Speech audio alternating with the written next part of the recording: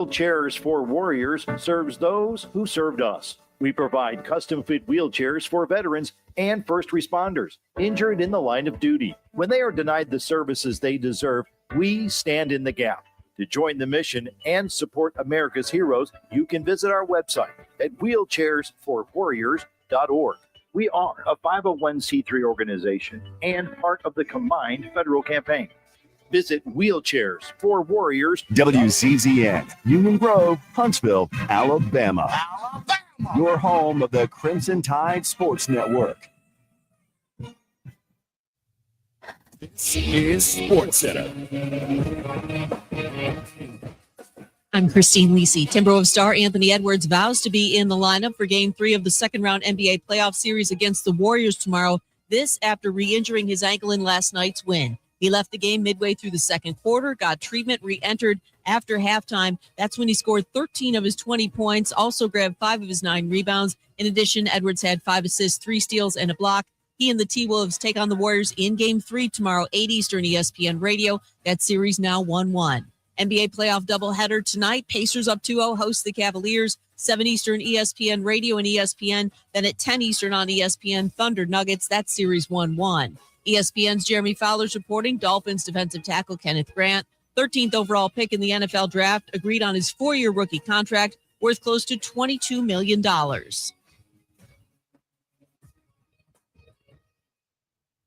Tom Luganville here for my friends at Woody Anderson Ford. Bobby White, his team takes great pride in their service department, and you can see it the moment you walk into those beautiful new service lanes. And just like a championship team, they all work together to make sure your experience is second to none, whether you drive a Ford or not. Also, check out the gold certified pre-owned inventory at Woody Anderson Ford for great deals every day. Stop by and see them at Jordan and Sparkman or at Woody Anderson of Madison on Hughes Road, or visit WoodyAndersonFord.com.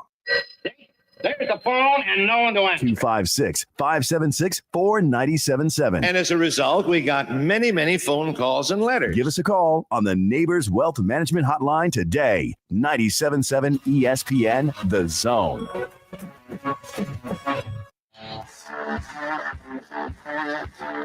Joe Hunk, John Abraham, 256-576-4977. Welcome to the Blitz.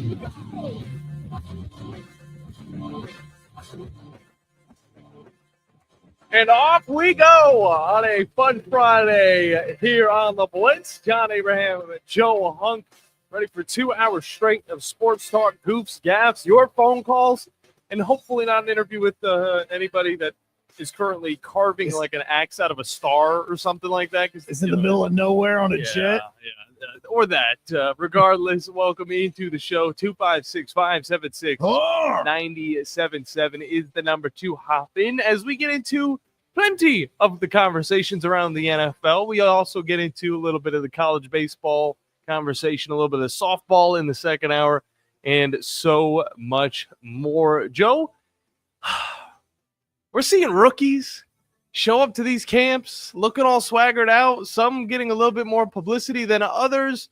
I'm mainly thinking about, one of the Sanders walking up to his new facilities in his new digs, while we see in the background the guy that got drafted like 2 rounds above him, and Dylan Gabriel just like, what's going on here? Is this a fan of the team? He's just taking videos?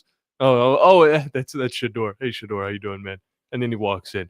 Also, I see this picture circulating online, okay, about Kenny Pickett and also Joe Flacco as they're obviously in practice. And I didn't realize how big Joe Flacco's hands were. Or on the other hand, it's just how small Kenny Pickett's hands are. And he's wearing gloves too. So it's like, take the gloves off. Now let's see the comparison. It is night and day on, a person who is born. And I'll say this, Kenny Pickett had his own success. But he's got baby hands. He's got normal people hands compared to football player hands that are, like 10 inches, I would say. But like he's got my type of hands. I could never make it as an NFL quarterback, mainly because I don't have the body of a football player that would be in the NFL. But yeah, he's at least got my hands. I got quarterback hands, apparently. Put on some gloves, and man, I'll be able to sling the rock like Kenny Pickett does. He doesn't. He can't sling the rock. That's the reason why he is on the Browns right now, behind Grandpa Flacco. Well, he's not gonna, I don't think he's going to actually make the roster. Let's be real. All right. And we're going to be talking a lot about players that might not make the roster, as well as, Joe, I've always thought about this. Okay. And I feel like it continues. It continues throughout the years, all the way back to 2006. And it's the 49ers having a curse at quarterback. And I can't wait to get into that. Why do they have a curse? They made it to the Super Bowl. I get it. Look, it's one of the most consistent franchises in the NFL. But there is a curse at quarterback. Because, well, you look back on their last 10, 15 years. You can even go back 20 years. And there's always been a change at quarterback whenever things are starting to heat up. Whenever they finally realize, maybe this is the guy. Well, that's when he turns into not the guy. And then 2 years later, he's on a totally different team. Or, well, one of them just takes a knee and, well, his performance isn't that good either. Let me ask the question, because throw the question. Okay, so you're talking about with the 49ers. We're starting the curse conversation? I'm actually kind of curious about this now, okay? Because it's either this or the fact that Bill Belichick's girlfriend's no longer allowed in the facilities. That should have happened a while ago. I mean, honestly, it never should have got to the point where she had to be banned. But it's almost like we got to now. It's come on, great grandpa. Like we know she's pretty. Okay, we understand she's pretty, but she can't be calling plays like that. It's which one of those would you rather start with right here? All right. By the way, ESPN Winchester, 97.7 ESPN The Zone, WZZN TV, brought to you by Fleming Roofing and Restoration. Guys, let's get that stuff out of the way. You need to talk about all your roofing needs. If you're having any roofing problems, then you got to look them up online. FlemingHSV.com is the place to find them. Okay. If you have a leaky roof, it's like getting caught with your pants down. So make sure you got Fleming Roofing and Restoration on your side. Yeah, and you don't want to be caught with your pants down. No, it'd be a bad dream. Let me ask this in reality, because you're talking about the curse. Yes. You also have a quarterback that was Mr. Irrelevant that got you to a Super Bowl. Yeah. Has he not really fulfilled his obligation here? Oh, hell no. No, has he not? He is not. You were basically like, all right, yeah, sure, we'll take Brock. All right, cool. Why not? What do you mean he's an amazing quarterback and he's getting us to the Super Bowl and he's getting us to the NFC Championship games? Don't get me wrong. This is a team that is consistent. They're able to make it to the Super Bowl. They're able to make it to the playoffs. They find these quarterbacks. They find success with them. It started with Alex Smith, okay? Back in 2006, they get this kid that, honestly, you don't know what he's going to give you. And he gives number one pick out of Utah. He was Urban Meyer's. That was Urban Meyer's first big quarterback that he had. He was coming out of that after the undefeated season with the Utes. And let's be honest, although I love Alex Smith, he didn't really have a star-studded career, okay? Dude, have you literally seen his leg? I know he got to that point. The injuries came up later on in his career. Now, with the 49ers, that's different. Like the 49ers, no. He wasn't served injured. his purpose. He was a serviceable quarterback. No, he was not a serviceable quarterback. This is a quarterback that would have you at 500 maybe, and that is a good season. He brought them to the 13-3 season back in 2011. That was an amazing season, okay? And then he got traded the next year because he went 6-2-1, and he was injured. He's had to deal with kept getting injured. He's had to deal with the injuries all his life. That's a part of this this curse right now, okay? Whether it's the injuries, whether it's the players just sucking, whether it's the controversies that pop up.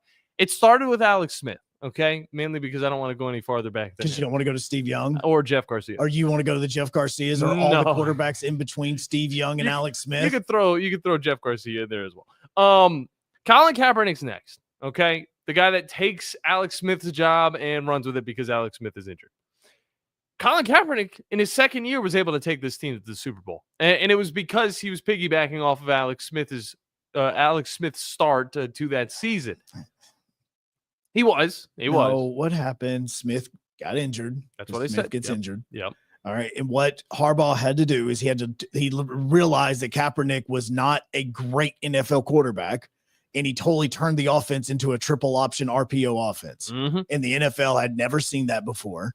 And that is the reason why he was able to do what he did. And this is the reason why I have you with me, Joe. I was like, as much as fun as those 49ers teams were, And as great as it was to kind of see the way that Kaepernick was playing, again, take all the off the field stuff off of it, the way it was. We haven't got to that part yet. Well, it's because Harbaugh totally changed the offense. He literally walked into the quarterback room. He picked up the playbook and he said, okay, these chapters, let's take them out. All right, this is your playbook now. And they were all the RPOs, all the triple options, all the read options. That's what it was.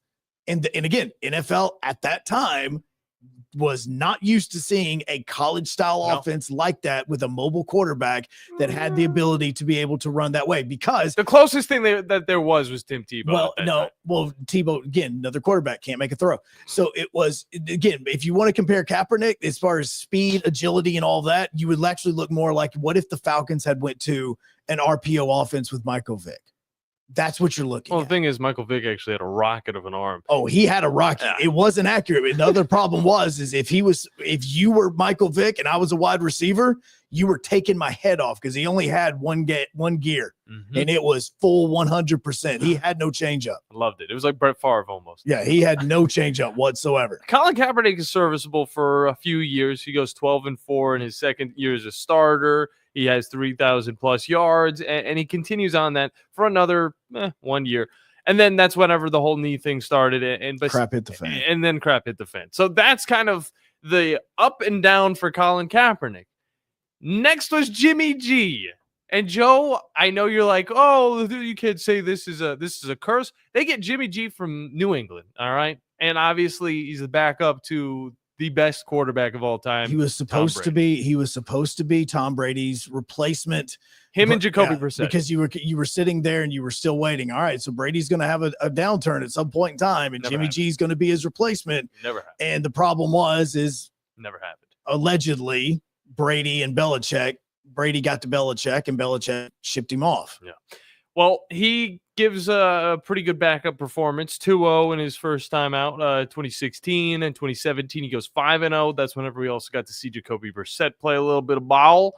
And then, that's after he got traded to San Francisco. But he also has to deal with that injury that he got in 2017 after going 5-0. So then he goes 1-2, another injury. Then we get to see what Jimmy G is all about. Third year. As we've seen before, third year is always the year to strike gold for the 49ers quarterbacks. 13-3. Super Bowl appearance, Super Bowl loss. To, of course, Patrick Mahomes. It was Mahomes. It was Wasp. It was a massive comeback. Yes. I'm going to Disneyland, he says. 3 the next year. Oof. 9-6, not too bad. 7-3. It's just injuries lingering throughout this entire time. He gets traded. He's off to Las Vegas. So you lose him as well after mediocre time. Now we're on to, Brock Purdy, mystery relevant, a guy that I was very excited for whenever I saw him get drafted in the very final pick. Who was excited about Brock Purdy? I was, because I was talking all about mystery relevant. Yeah, people know and love it. They love those conversations. Yeah, just because of that, it wasn't like, hey, man, wait till you see this guy in training camp. He's going to be, when he gets to rookie minicamp, he's going to be legit. I thought it was a steal. All right. I said it was a steal. I liked the way he looked out of Iowa State. Didn't watch too much of the footage whenever he was actually there. But after the fact, got me on his radar. And then I was just like all over this dude. But, we're seeing 2 good years, a little bit of regression, but still a quarterback that the 49ers think that they can rock with, and they think they can spend a lot of money on. And, a lot of people saying he might be the second highest paid quarterback in the entire NFL come his updated contract, which he's running out of his rookie contract, and we'll have to wait and see how that goes. But I want to know, Joe, do you truly think that Brock Purdy is a $55 to $57 million quarterback on an annual basis? All right. I want to know. So let me we're starting off hot this show. Apparently so, because for us, it's really not like it's the first segment of the show, even though for ESPN Winchester, it's the first you're hearing of us this morning. Oh, we'll have plenty of Tennessee Titans conversation. Yeah, we've got Titans coverage coming up here in just a little bit, because Rhett Bryan's going to be joining us here in about 6 minutes. But the thing about Brock Purdy is it's more about the one thing that is the most important position in all of sports, staying consistent at the quarterback position. That's what it is. He played 15 games last year. He played 16 games the previous season. And so this is all about having a consistent quarterback at that position. You also have to understand that with the 49ers and their offense in 2024, it was a little bit different because they were actually utilizing the run game a little bit more than what they needed to because of all the injuries that they had at the wide receiver position. Because it was with Purdy and him going into this season and thinking about, oh, well, who's he going to pass the ball to? Oh, who's going to be catching the ball? Oh, who's going to be doing this?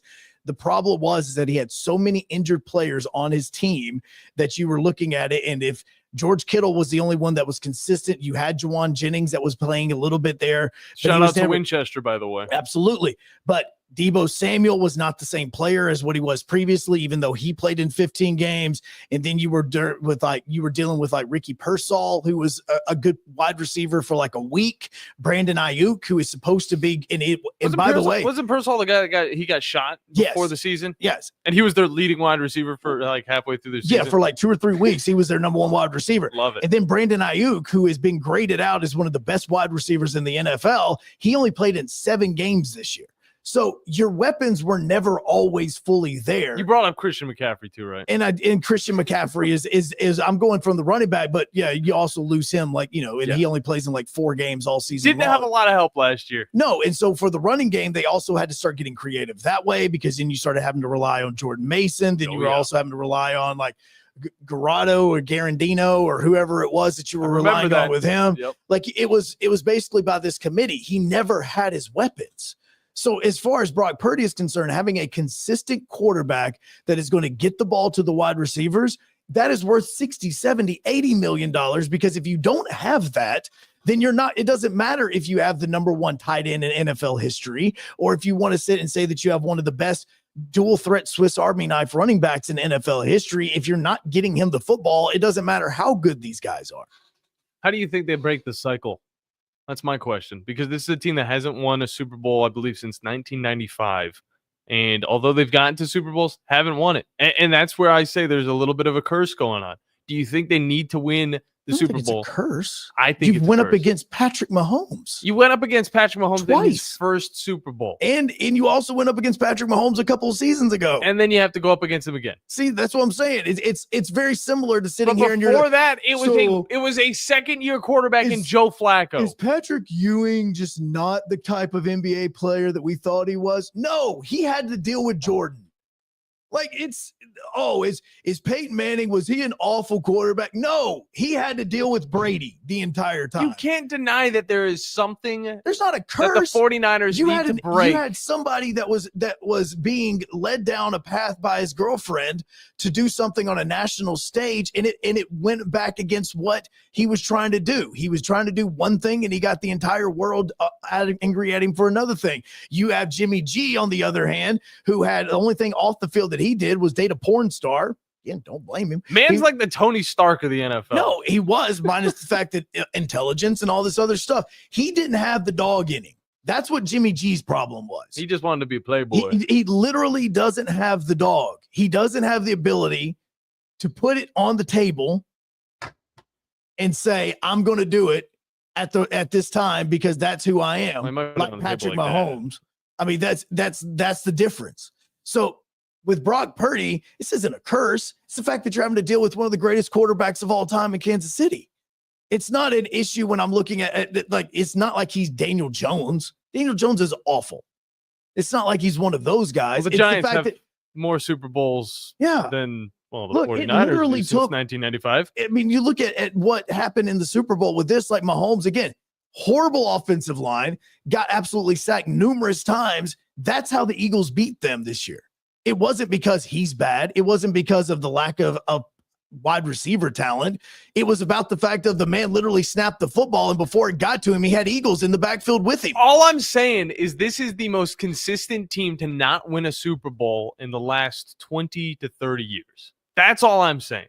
And you want to try and, say another team, throw another team out there. I'm all ears. You could say the Eagles. Oh, they got 2 Super Bowls in the last decade. I mean, who else? Ravens have won Super Bowls. 2012. So I can't say the Ravens because they're the ones that beat the 49ers. Yeah. believe back in 1999. I mean, yeah, look, you want them to take a step on this as far as taking the step to win the Super Bowl. But at the same time, there has to be somebody on the other side of the field that you're going to be able to beat.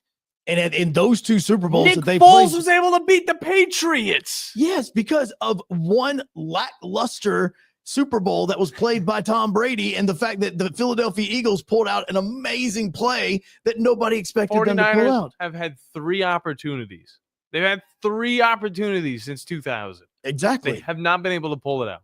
I would love to have 3 opportunities if I was any team. I'd love Would to you have love to be the fan that has to deal with the 3 visits to the Super Bowl and nothing to show for it? Absolutely. Because I'm looking at this and I'm thinking, I have a team that gets to the Super Bowl. Now, do I want to win? Absolutely. Or do I want to be the Cowboys?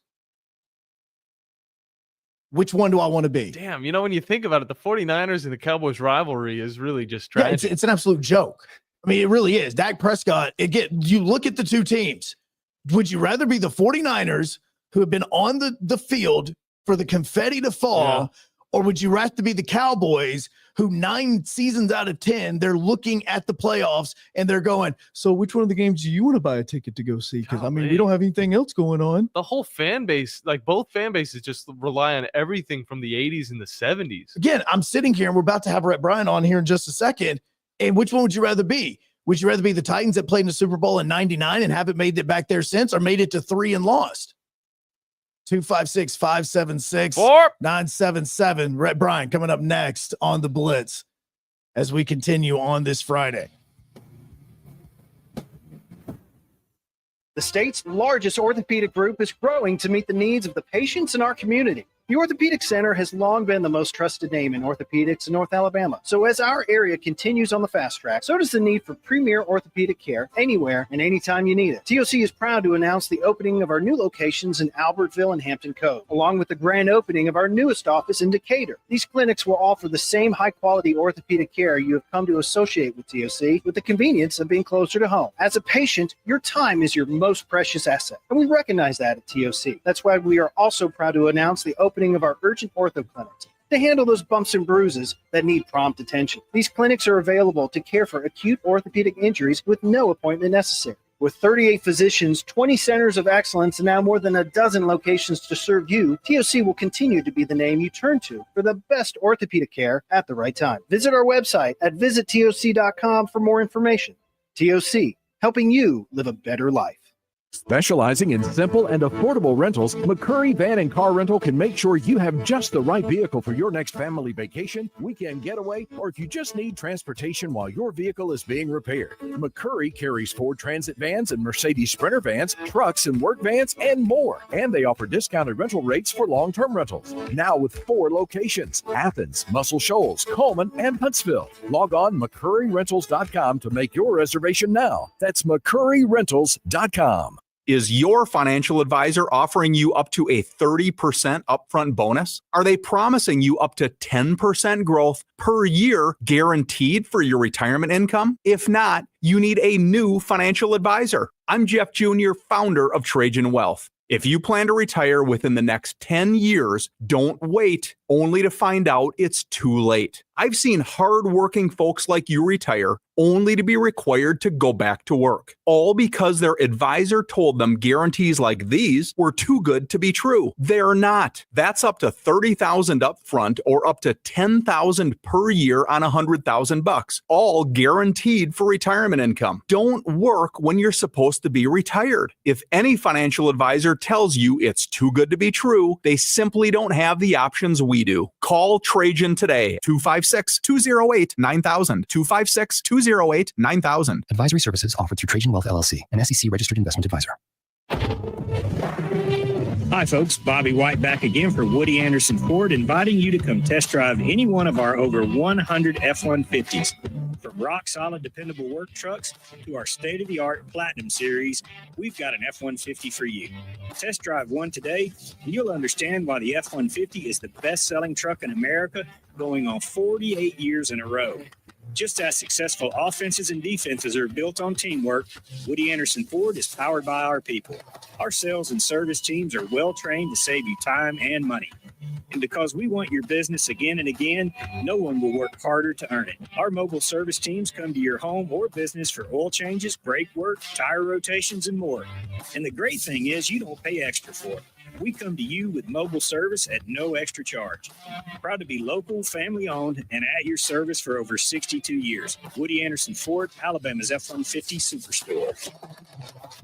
From the Fox 54 Weather Center, I'm Chief Meteorologist Jordan Dressman. A mostly clouded, overcast sky this afternoon. Temperatures climbing into the mid-70s. A couple of isolated, widely scattered showers and thunderstorms are going to be possible across the Tennessee Valley. But at the same time, there's also going to be significant periods of dry time across the area. Dropping into the lower 50s as we head into the overnight, early into your Saturday morning. Much the same as we head into Saturday afternoon. Isolated, widely scattered showers and thunderstorms are going to be possible. Temperatures climbing into the upper 60s and lower 70s. I'm Chief Meteorologist Jordan Dressman on your home for ESPN Radio, 97.7 ESPN The Zone.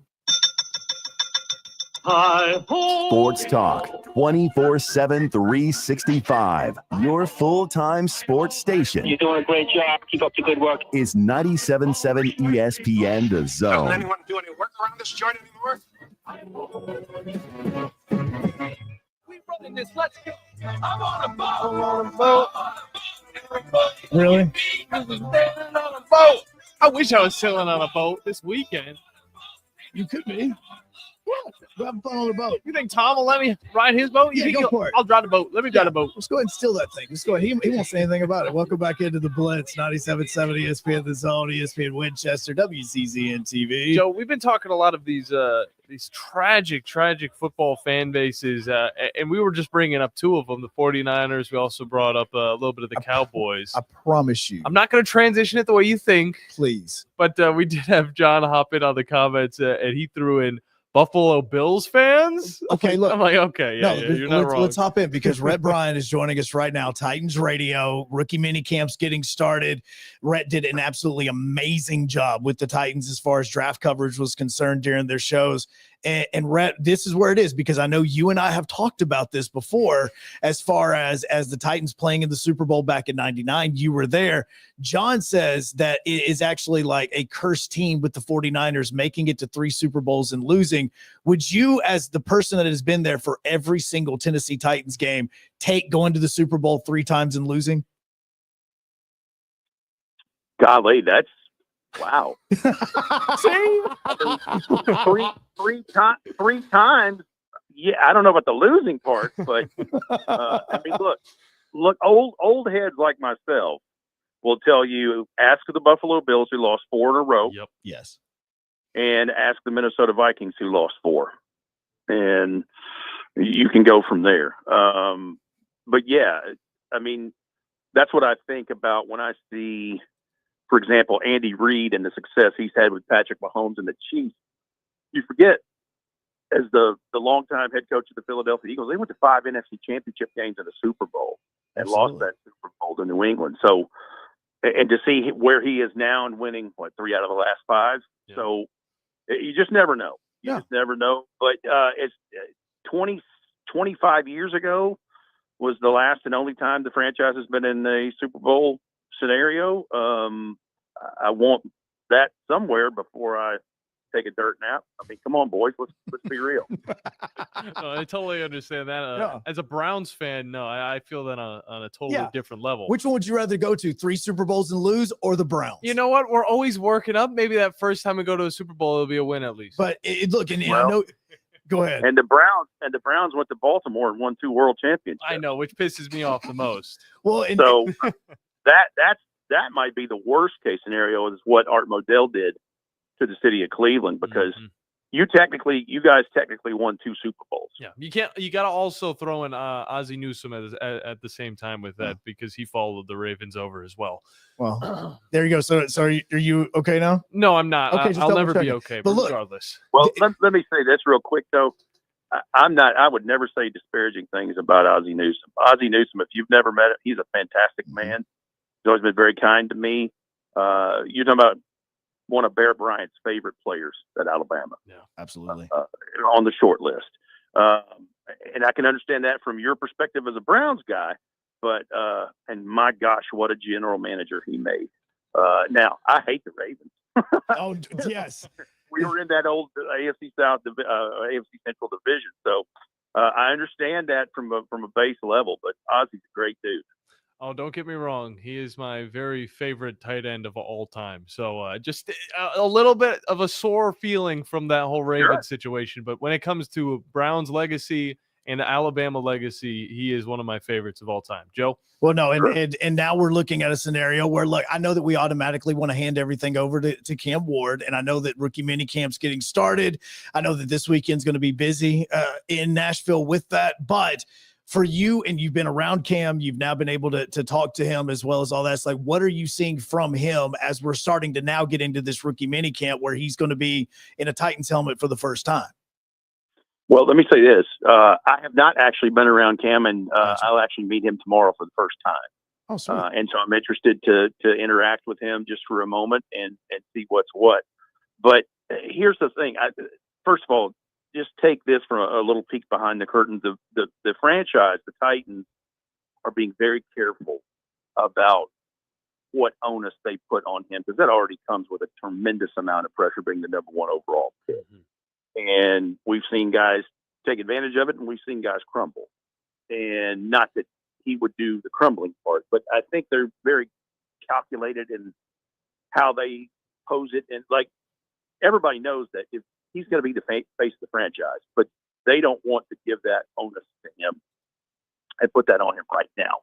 And so I think the easiest thing to say about what's happening, as they reported last night and are part of rookie minicamp, this is orientation for them. Mm-hmm. This is like freshman orientation, going to high school or college, learning where everything is, learning who people are, learning where, what your resources are and the things to do.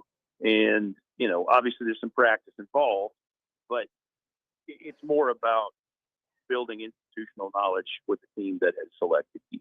Yeah, no doubt. And I wanted to throw in the question because, of course, they don't want to hand the reins right over to Cam Ward. There is going to be a quarterback battle. What are we going to need to see from both of these QBs, and Will Levis, Cam Ward, and maybe even the third and the fourth?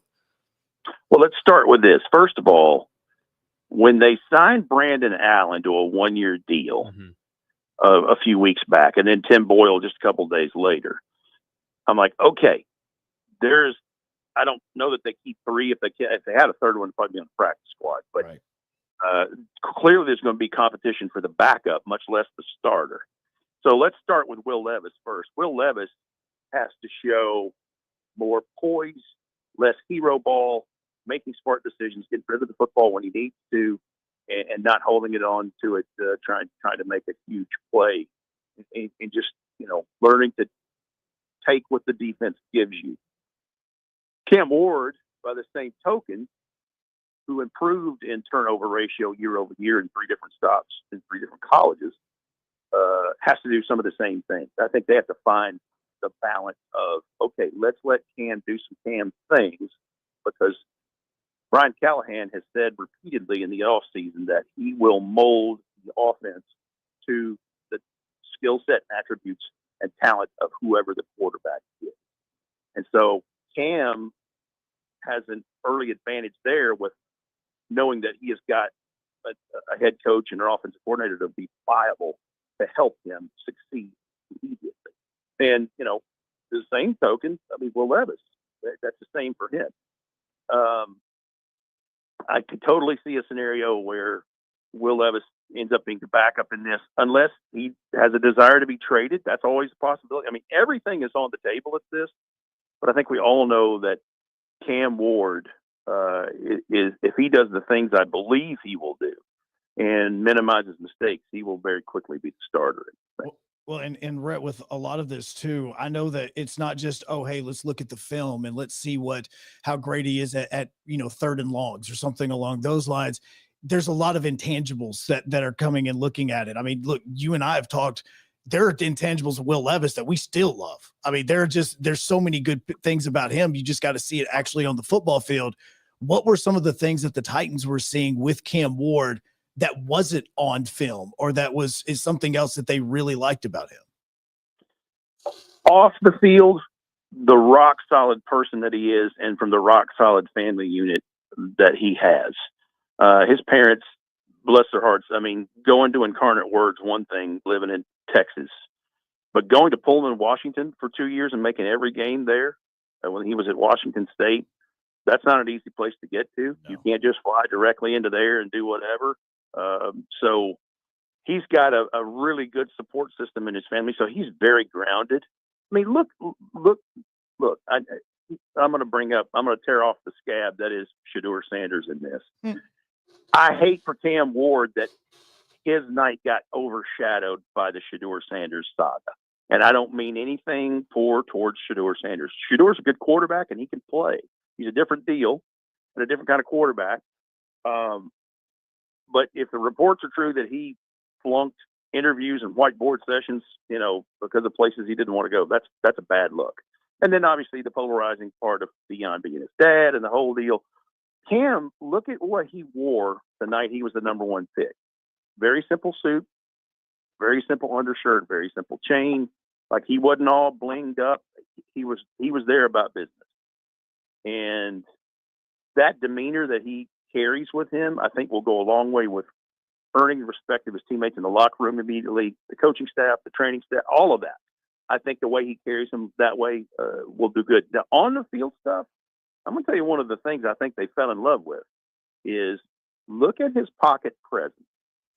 Will Levis has moments, and we certainly saw it last year, where he would tend to panic a bit when the Wolves were caving the doors in and listen, the offensive line was what it was. But if you look at what Cam Ward did in that last year at Miami, he never gets rattled in the pocket. He is smooth. He is relaxed. Can he make a mistake because he overextends his body to make a play everywhere? Sure, laws and averages. But he is so calm. And look, that's Miami. That's the ACC. I get that. This is going to be a different deal. Everybody's spinning their ears back, big, strong, fast like you are.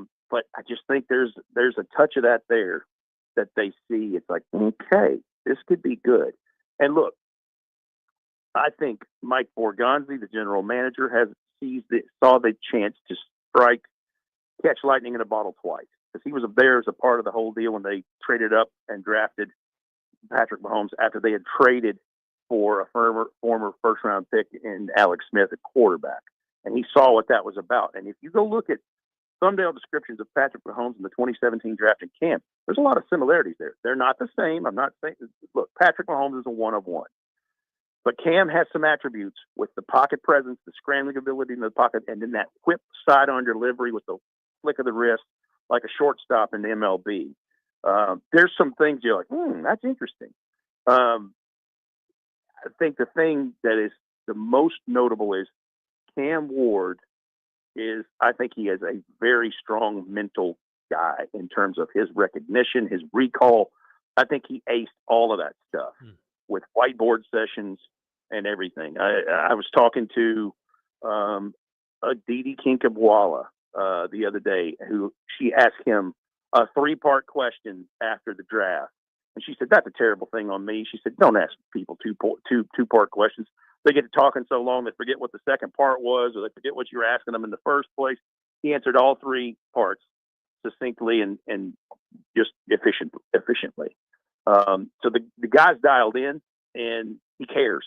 And the path he's been on, I think it makes him, what he is today as a man.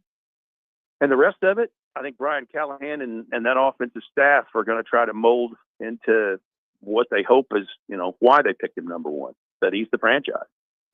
And Rhett Bryan from Titans Radio is our guest, talking a little bit of Tennessee Titans football, especially when it comes to the rookies coming into camp. And I do want to talk about some of the veterans on this team. It seemed like last year Titans wanted to make a big stand at the wide receiver position, of course, moving on from Derrick Henry. This year, I feel like they might have even doubled down even more. Of course, Calvin Ridley got that 4-year, $92 million contract last season. And the Tennessee Titans were looking to have a good year in the air. He had over 1,000 yards, only 4 touchdowns. It seemed like consistency was the only thing that was kind of holding him back. How can Cam make him look even better? And then on top of that, Van Jefferson, Tyler Lockett. I mean, it seems like the Titans are giving this man everybody he needs to find success. Well, and let's add in the 3 rooks that they took in day 3. I mean, Chimere Dike from Florida, who ran a 4.34 at the combine, 6'1", 196. big tight end Gunnar Helm, who was a red zone target for the Longhorns last year at 6'5", 241, and then Elikiah Manor, who was a huge deal and a value pick there as they traded back into the bottom of the 4th round to get him from Stanford. I don't mean to interrupt you, but even Xavier Restrepo from Miami joining the team for the time being. You can also talk about him as well. Yeah, and I think the conversation with him is, did he just run a poor 40, and that's why things were weird? If he ran in the 4.5s, would he have been drafted? Probably so. But he's got a one up because his quarterback can probably help him in a spot or two. However, being an undrafted, he's not going to be running with the one. Mm-mm. So it's Calvin Ridley, it's Tyler Lockett, and all the other parts we've mentioned. And I think what can be taken away is, well, sure, you want to try to set up Cam for success, and I think feeding Calvin Ridley the ball is a smart play because Calvin wants the ball and he can do things with it. But you also have to remember in those first couple of 3 games when they tried to feed Calvin so many targets, it just didn't work quite right because they were just force feeding. I think there has to be an organic element to that because there's one ball and there's 11 guys and most of them want it. And it's just like trying to figure out how many carries you're going to divvy up between 2 stud running backs. You start doing that, you're going to look at the scoreboard and go, how did we get there? Absolutely. Trying to divvy things up. Now, the other part of it is the reason that they went 4 straight offensive picks in the 3rd day of the draft and the things that they've done. People say, well, they're going to help Cam Ward. That's true. They want to help their quarterback in that room, but they need to score more than 18 points a game. That's what this is. Yeah. The AFC is the wild, wild west. Think about this. Patrick Mahomes, Josh Allen, Justin Herbert, Lamar Jackson, just keep going down the list. You got to be able to put points on the board. And that's why most of your undrafteds of these 16 they announced yesterday are all but 3 of them are defensive guys. And, they got some defensive picks in this draft. I think there's going to be some nice help. But you have to score more than 18 points a game. It's just that simple. Well, and now you're looking at this as well, and you're thinking you're getting into the offseason, and I know there's a lot of moves that could still be made. I know there's all that, but has this team done enough that you can kind of see the progress on the football field that you think, okay, going into year 2 of this new coaching scheme and this new coaching staff, we're moving in the direction that we think, okay, I see the vision. Well, on paper, you look like you're pointing in the right direction. However, Joe, you know how decimated this roster became. Absolutely. And the things that they have moved away from. They traded Kenneth Murray. They just flat out released Harold Landry because they couldn't pay all that money for what was going on there. They need another acquisition period, honestly. And the goal right now is to improve as much as possible. And I think that starts with a base level. You got to win more than 3 ball games. You don't ever want to be picking number 1 overall again. This is the fruits of that labor right now, or non-labor in this case. You don't ever want to be in that position again. But you brought up something that's important, that because they had the worst record and the tiebreakers worked out that they had the number 1 overall pick, they have first dibs on the waiver wire from now until the week that leads up to week 3 game day of the regular season. So that post June 1st, there'll be some chances, but certainly after the 3rd preseason game is made with the cuts are made around the league, there's a chance there, because in talking to Mike Borgonzi and Chad Brinker recently, they're like, we feel we can steal another draft pick or 2 with somebody that's released that may have just been drafted this year or somebody drafted last year. It's like you acquire extra picks, right? Provided they fit what you're looking for, because you have first dibs on the waiver wire. With the change in the general manager and the change in the upper staff, not so much the coaching staff, but as far as the executives and everything, can you tell a difference? Like, have you seen the way that this staff has now started to go with their vision of what they're wanting to mold this team into? Because you're talking about, there's a lot of players that have left. They've made a lot of cuts. Obviously the money as far as the salary cap is concerned, but you have a whole new GM that thinks differently than the previous general manager. How is that affecting all of this? Well, you can see that when they rolled out Mike Borgonzi in his press conference, and he has repeated that through this part of the offseason, draft and develop. They know that is the architecture of not only this team, but the other 31. That's why the NFL draft is so important. You have a chance that if you hit on these picks, you can build something special. And their philosophy is the more picks that you have, the better chances of your laws and averages are of hitting on a good batting percentage of those picks. For example, you look at what they did in the draft. They came into this draft with 6 picks total. We know they had no third rounder because they had traded for L'Jarius Sneed the year before with Kansas City. So what do? They had pick 35, third overall pick in round 2 that Friday night a couple of weeks ago. And you could tell that they probably wanted to move around because the way you just would hear Chad Brinker and Mike Borgonzi speak, we need capital. So they swing a trade with Seattle. They get 52 and 82, and with 52, they take an edge pass rusher, which they really needed. And they took a safety in Kevin Winston that, had he not had the ACL, would have been drafted much higher than 82, who is a physical thumper, 6'2", 213-pound safety that really had done a nice job in 2023. And then they swing another trade with Baltimore in day 3, and they end up with 9 picks instead of 6. So you can see how they're calculating things, and it's about – because here's the other thing that we got to remember in trying to build success in the win and loss column. It's going to be a very young team this year, and it's going to be even younger next year. You look at who's free agents next year, Joe, it's a bunch of guys. There's a bunch of guys on one-year deal. So you're looking at the big picture, you can see what they're trying to do, and it's just going to be a step at a time. And then continues on with the defensive side. Real quick, Rhett, before we get you out of here, Oluwafemi Oladejo, just talk a little bit about him, why he was the first man off the board for the Titans going on to the defensive side of the ball.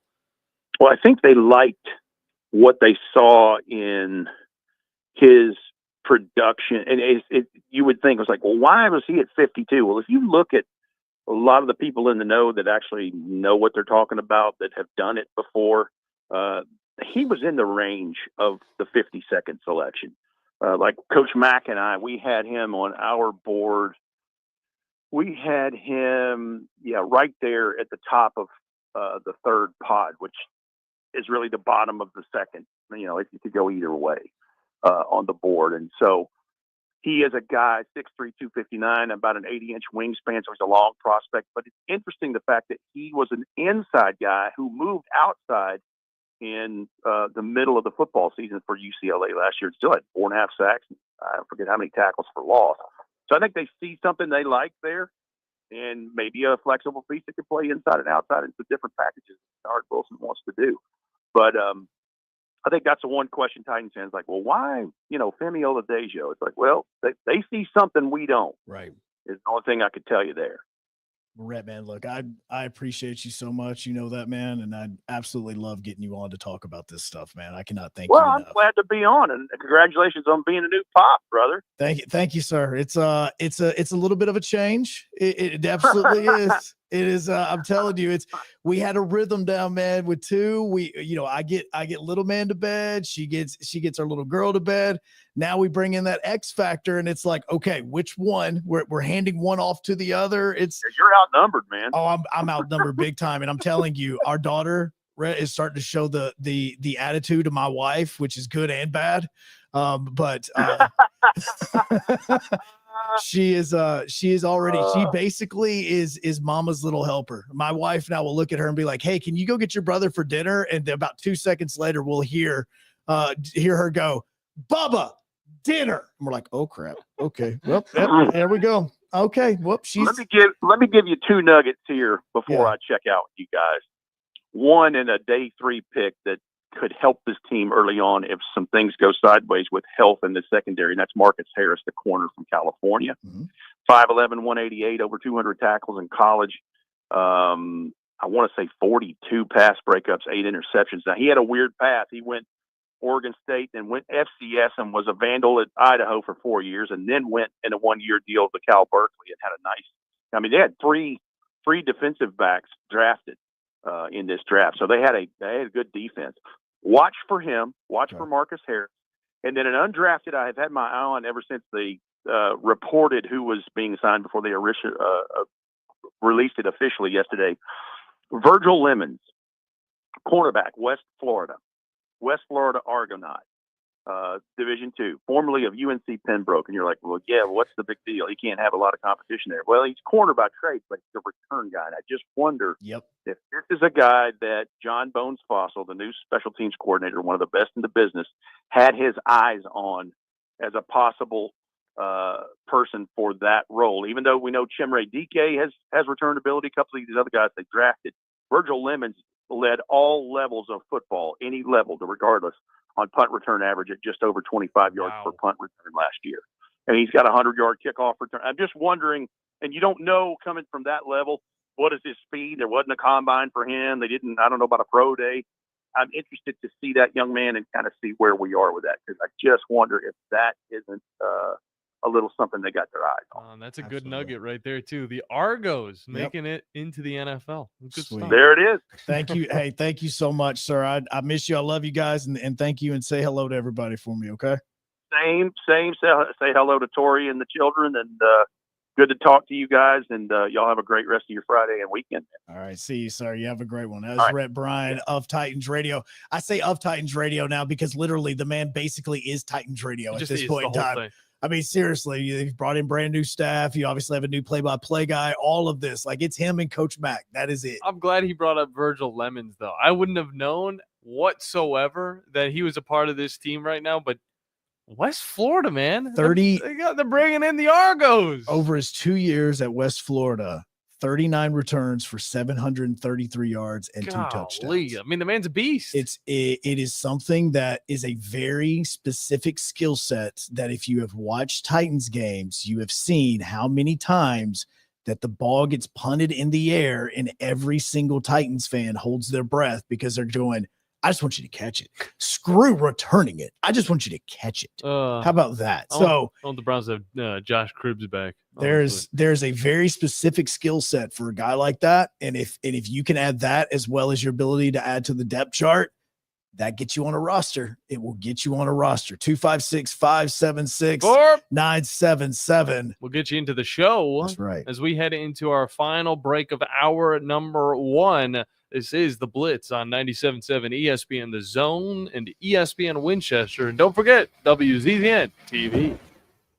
This is Brent Musburger's BSIN Action Update on 97.7 ESPN The Zone. Drivers who switch to Progressive have an annual savings of nearly $750. Progressive.com. Indiana Pacers up 2 games to none in their Eastern Conference semifinal series of the Cleveland Guardians. Game 3 tonight at Gainbridge Fieldhouse at Indianapolis. The Cavaliers are the 2.5-point road favorite. The total bet down from 229.5 to 227. Oklahoma City and Denver tied at a game each in their Western Conference semifinal series. Oklahoma City laying 5 today at Denver. The Truist Championship of the Philadelphia Cricket Club. Keith Mitchell, the first-round leader, 9 under. He's 8-1 to win it. Danny McCarthy is shot back at 8 under par. He's 12-1. Colin Morikawa tied for third, 7 under. He's a favorite at 6-1. Mike Sennett, 97.7 ESPN The Zone. The Braves roll into the 2025 season with a singular focus. Bring home the division title and remind the league what Atlanta is all about. Swung on, driven to left center field and deep. That baby's out of here. Austin Riley. 3-0 to Olsen, and he powers one. Deep right center field to the wall. It's going to fly. It's a home run. Back-to-back homers. 97.7 ESPN The Zone. Eagle Masonry and Installation. It's right there in the name. Eagle is your one-stop shop for block, stone, or brickwork, monument signs, and outdoor kitchens and fireplaces. Eagle also offers the finest craftsmanship and insulation, including fiberglass or spray foam insulation, and of course, insulation removal. Philip Love and his team have years of experience, bringing the region the best in masonry and insulation services. For more information and a quote, visit insulatewitheagle.com or call 256-755-1556. Eagle saves you time. Eagle saves you money.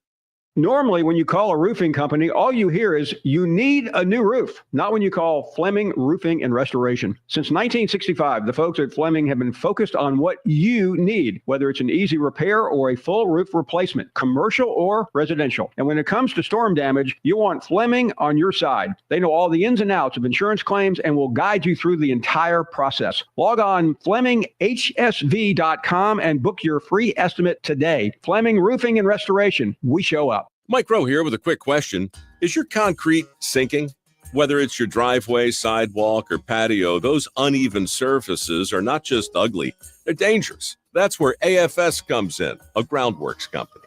They use state-of-the-art concrete lifting solutions to prevent tripping hazards, and they're the best at what they do. Schedule your free inspection at afsrepair.com/row. And while you're there, check out my latest dirty job. It's a good one.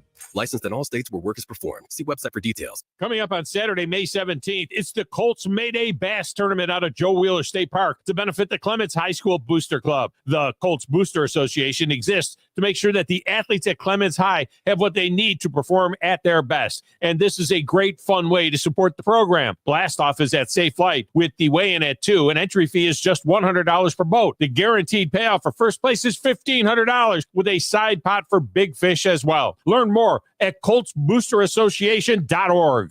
This will turn journalism on its ear. Watch our stream on WCZN TV on Twitch and YouTube. But you are the greatest hero in American history. We are 97.7 ESPN, The Zone.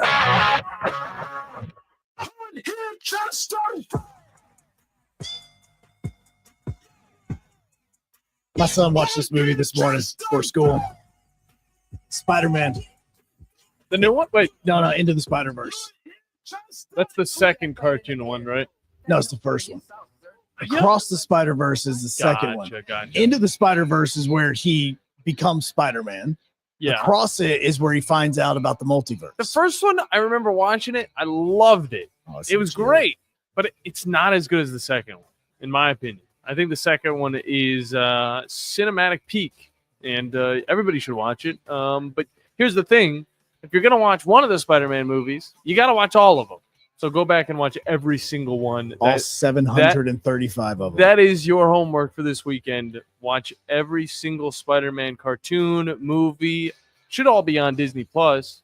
Have fun finding the newer cartoon movies, but regardless, don't watch that new Disney Plus series though. It doesn't. That CG looks terrible. It was designed to look that way. Look terrible? It was designed to look a little bit ugly. different. Yeah. It's basically supposed to be about Spider-Man in high school. Yeah. Ugly. Tom Luganville here for my friends at Woody Anderson Ford. Bobby White and his team take great pride in their service department, and you can see it the moment you walk into those beautiful new service lanes. And just like a championship team, they all work together to make sure your experience is second to none, whether you drive a Ford or not. Also, check out the gold certified pre-owned inventory at Woody Anderson Ford for great deals every day. Stop by and see them at Jordan and Sparkman or at Woody Anderson of Madison on Hughes Road, or visit Woody Anderson Ford. Hello, listeners. My name is Jonathan Dunwoody, and I own Minuteman Press. We are a full-service print shop that is locally owned and operated. I have personally been handling direct mail for over 17 years and have a great relationship with the USPS. We are the only print shop in the area that is listed as a print provider on their website and the only printing franchise that can use their logo as our partner on marketing materials. We can help from conception to design, print, and delivery to the post office. And with our easy, secure online payment option, you don't even need to leave your office. Minuteman Press, we're not just putting ink on paper, we're building relationships.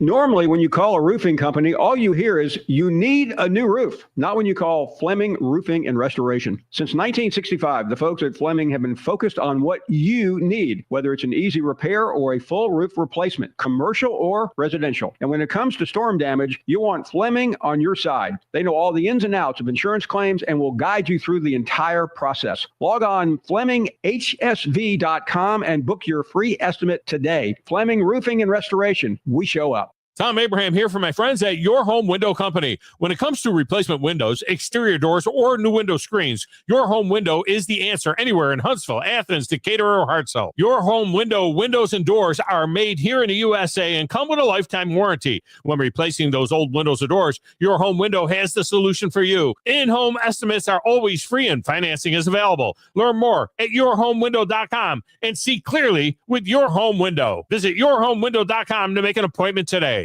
Specializing in simple and affordable rentals, McCurry Van and Car Rental can make sure you have just the right vehicle for your next family vacation, weekend getaway, or if you just need transportation while your vehicle is being repaired. McCurry carries Ford Transit vans and Mercedes Sprinter vans, trucks and work vans, and more. And they offer discounted rental rates for long-term rentals. Now with 4 locations: Athens, Muscle Shoals, Coleman, and Huntsville. Log on McCurryRentals.com to make your reservation now. That's McCurryRentals.com. This is Brent Musburger's BSIN Action Update on 97.7 ESPN The Zone. Drivers who switch to Progressive have an annual savings of nearly $750. Progressive.com. Indiana Pacers up 2 games to none in their Eastern Conference semifinal series of the Cleveland Guardians. Game 3 tonight at Gainbridge Fieldhouse at Indianapolis. The Cavaliers are the 2.5-point road favorite, with total bet down from 229.5 to 227. Oklahoma City and Denver tied at a game each in their Western Conference semifinal series. Oklahoma City laying 5 today at Denver. The Truist Championship of the Philadelphia Cricket Club. Keith Mitchell, the first-round leader, 9 under. He's 8-1 to win it. Denny McCarthy is shot back at 8 under par. He's 12-1. Colin Morikawa tied for third, 7 under. He's the favorite at 6-1. Mike Sennett, 97.7 ESPN The Zone. From the Fox 54 Weather Center, I'm Chief Meteorologist Jordan Dressman. A mostly cloudy sky. These scattered showers and thunderstorms are going to be possible. This activity isn't going to be too terribly widespread, but understand that showers and thunderstorms are going to be possible. Dropping into the upper 50s, lower 60s as we head into the overnight, and then we'll maintain the chance of scattered showers and thunderstorms through afternoon as well. A mostly cloudy sky. Temperatures climbing into the low and mid 70s. Dropping into the lower 50s through the overnight, early Saturday morning. A mostly clouded overcast sky Saturday afternoon. Temperatures climbing into the 70s with some scattered showers and thunderstorms. I'm Chief Meteorologist Jordan Dressman on your home for ESPN Radio, 97.7 ESPN The Zone. Log on today, 977ESPN.com.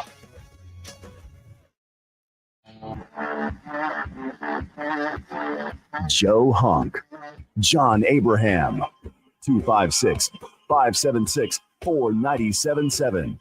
Welcome to the Blitz. Second hour, final hour, best hour, 97.7 ESPN The Zone. Joe Hunk, John Abraham. As you can hop on and watch, not just listen on 97.7 ESPN The Zone, but watch on WCCN TV. Yeah, it's a new feature we got going on. You know, it's something that we just started on. Evolving. We're dabbling with, you know, and you can also chat with us over there, down in the right, depending on, down on the left. Just look for the chat feature. Down on the left, and then if you're on Facebook, I think it's just right under us. Just look for the chat feature. And while you're over there, just make sure you guys follow and subscribe to all of that jazz. And look for the chat feature. So you don't miss out on any of what we have to say or what you guys have to say. So just look for that chat feature. And look for the chat feature. Yeah, that's I said that. I know yeah, you did, but I was just kind of going with the rhythm on because you were mentioning John in the fact he brought the Buffalo Bills earlier. He actually just sent me a picture, and I just now realized, because with Rhett, it was funny that I'm going, why if we're just now talking to him? And I went, oh yeah, I wasn't here after the draft. Yep. And so I'm like, wait a second. There's this. I also forgot that the last thing that I did before going on this paternity leave and my wife having the baby was the wrestling event that I did in New Hope. Yeah. And it just clicked with me that I talked about, obviously the baby, you know, we got to talk about that, but then also like with the way that with Coach Harper and in the New Hope football team and, and the fundraiser and everything. And I didn't know what happened. Like you were hyping up this event, then you did the event, and then you were gone. And I don't know anything of what happened. Like, did somebody get thrown through a table? Was there like a ladder match? Like, what all happened? There was a few things that took place that were just kind of, you know, it's just more fun. They drag you into the ring? Well, I was in the ring a lot, as a matter of fact. Yeah, no, I was absolutely in the ring a lot. But it was more about the fact that this was the first time that I was back in New Hope since I graduated, as far as going into that gym. Now, I'd been to like one baseball game, which was my freshman year of college. So it was right after I graduated. Were you like Michael Buffer? Like they dropped down the mic and you were like, no, this was in actually the right corner. This was actually probably the most subdued that I'd been as far as an MC is concerned. Wow. Because we did things a little bit differently in it. Now, as far as absolutely just a hectic day, I had UAH baseball. They were playing West Alabama, which is the team that is now the GSC conference champions. You think you had a hectic day. And so I'm playing the first off, the game was supposed to start at 10 a.m. Gotcha. So last Saturday, the game was supposed to start at 10. It gets pushed back to 10:30. We were already scheduled for a doubleheader, a 9-inning game and a 7-inning game. The game gets pushed back to 10:30, and then it goes 13 innings. Oh. And I'm starting to panic because I'm looking at these two teams. I'm going, guys, look, we've already played 13 innings. First, I was trying to negotiate. Look, this would technically be the 5th inning of the second game. Can we just go ahead and just say winner of this game wins both? Can we just go ahead and say that? Yeah. Like, we're in the 13th inning now. I think Okay. that'd be a good rule to implement.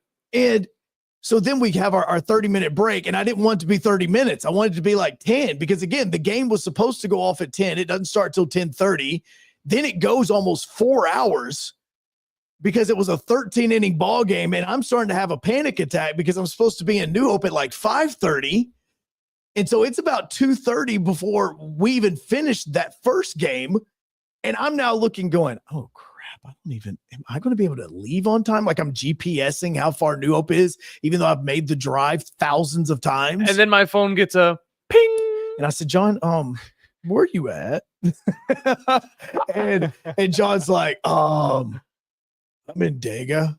Is that what I sounded like over my text? Is that what I sound like? No, I I've was got just even trying to more do of a some voice. I was just trying to come up with it. I'm like, because I'm in my head, I'm texting you going, if I could get John here and this game goes a little bit long, we'll do the game together for a while. Yeah. But then I'll just hand it off to you and I'll just slide out so that I can get to the wrestling event. It would have worked perfectly. It would have been fun. No stress, no hair loss. Yeah, look, I had full hair before this. No, you didn't. I mean, everybody who's watching this show knew that you did not. So so John's like, no, I'm in day. I'm like, crap. And so I'm texting Moulton going, so what inning is your game in over there behind us? He's like, oh, we're in the 7th. I went of game 2. He goes, no, game 1. I'm like, crap. Damn. Both of them went long. Okay. So I'm just hoping for this. I got so lucky because the second game between West Alabama and UAH only lasted like an hour and 15 minutes. That's what's up. I mean, it was nothing all the way until the top of the 7th inning. West Alabama scores a run, which sucks, but then went right into the bottom of the inning, game over. I was able to get onto the road. So I run in and I get to New Hope just on 2 wheels. And you want to talk about the amount of flashbacks that I had driving to that gym?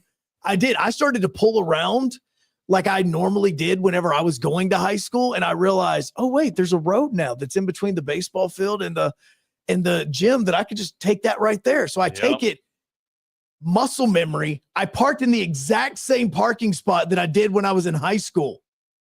How? I have no idea. It's been 23 years since I have pulled into that parking lot, and muscle memory, I parked in the exact same spot. I didn't even realize it until I started walking in the gym. I was like, that's I awesome. remember this. Wait a second. That's 1, 2, 3. That's the same place. Like it was the exact same place. So I parked right there. I hop in and everybody knew it was amazing. Like I got to see a ton of old friends. The event was so much fun. It was cool to be able to do the stuff beforehand for beautiful Bobby Eaton that we did. And I'm rocking it today. It's the only reason I say this, but baseball team got me a hat because I told you I wanted gear. I need New Hope gear. All my gear is gone. And my baseball hats, they're all too small because the sweat has shrunk all of them and maybe my head's gotten bigger. So I needed gear. Cheerleading team gave me some cool New Hope stuff. John, who was watching and has commented a couple of times, he gave me a shirt of his as well for his photography that I'm going to be rocking next week that I'm going to wear. And so just thank you to all the people from New Hope that did it, Coach Harper, all of those guys. It was a fun night. And by the way, I got Coach Harper to hop into the ring. He actually agreed, and he hopped into the ring with that. So And then you proceeded to body slam him. No. It was, Thought we were you'd on a go time with that. crunch. Thought you'd Yeah, work with that. no. It was a time crunch, so we really didn't get to do a lot of the things that I would normally do with the things because we had so many pre-show stuff. So you would have body slammed him though. Oh if it yeah, wasn't. totally. It was actually Okay. part of my repertoire. I was going to Gotcha. go off the top as well. Could have at something spearheaded like him, that. Yeah, just it like was run in. Yeah, it was all part of it. So I did just want to, before that, because I just realized I had not been able to talk about that. And I just want to say thank you to everybody in New Hope. It was awesome to see some people I graduated with. What was really awesome was to see people that I graduated with that I used to be like really intimidated by, because obviously they were in a grade older. I mean, I'm not the tallest guy in the world. So, and they were always taller and or bigger than what I was because, again, not the biggest guy in the world. And so to kind of see those guys that I was probably intimidated by in high school, and for us to just sit there and just BS and just talk about, life and family and all that sort of stuff. And just, it was one of those things that's like, this is kind of a cool thing to do because it wasn't like this 23, 25 years ago. So those are cool things. It was a lot of memories. I'm glad you enjoyed your high school reunion. It was because I didn't go to my first high school reunion Well, there or you the go. second. Second one, look, Golly, I'm getting to the point where I'm gonna have to go to my 10 year. Yeah, no, holy I don't even recall the 10-year reunion, but with the 20-year reunion, they had it scheduled. One, it was scheduled for the day of my birthday, was part one of the event, which was going to a football game at New Hope. The second part, though, was the next night on Saturday night. They had this room saved. It was going to be really cool, and I would have loved to have gone if the Titans weren't playing in a preseason game and I was working the Titans game. So I was like, I can't go. And what was funny is I see all the pictures that everybody took at the event, and in the background is the Titans game that I'm at working. That I'm going. I was like, hey, I'm kind of there. I was at that game that's on behind See you that right guy there. with the sunglasses? Yeah, That's me. It was a night game.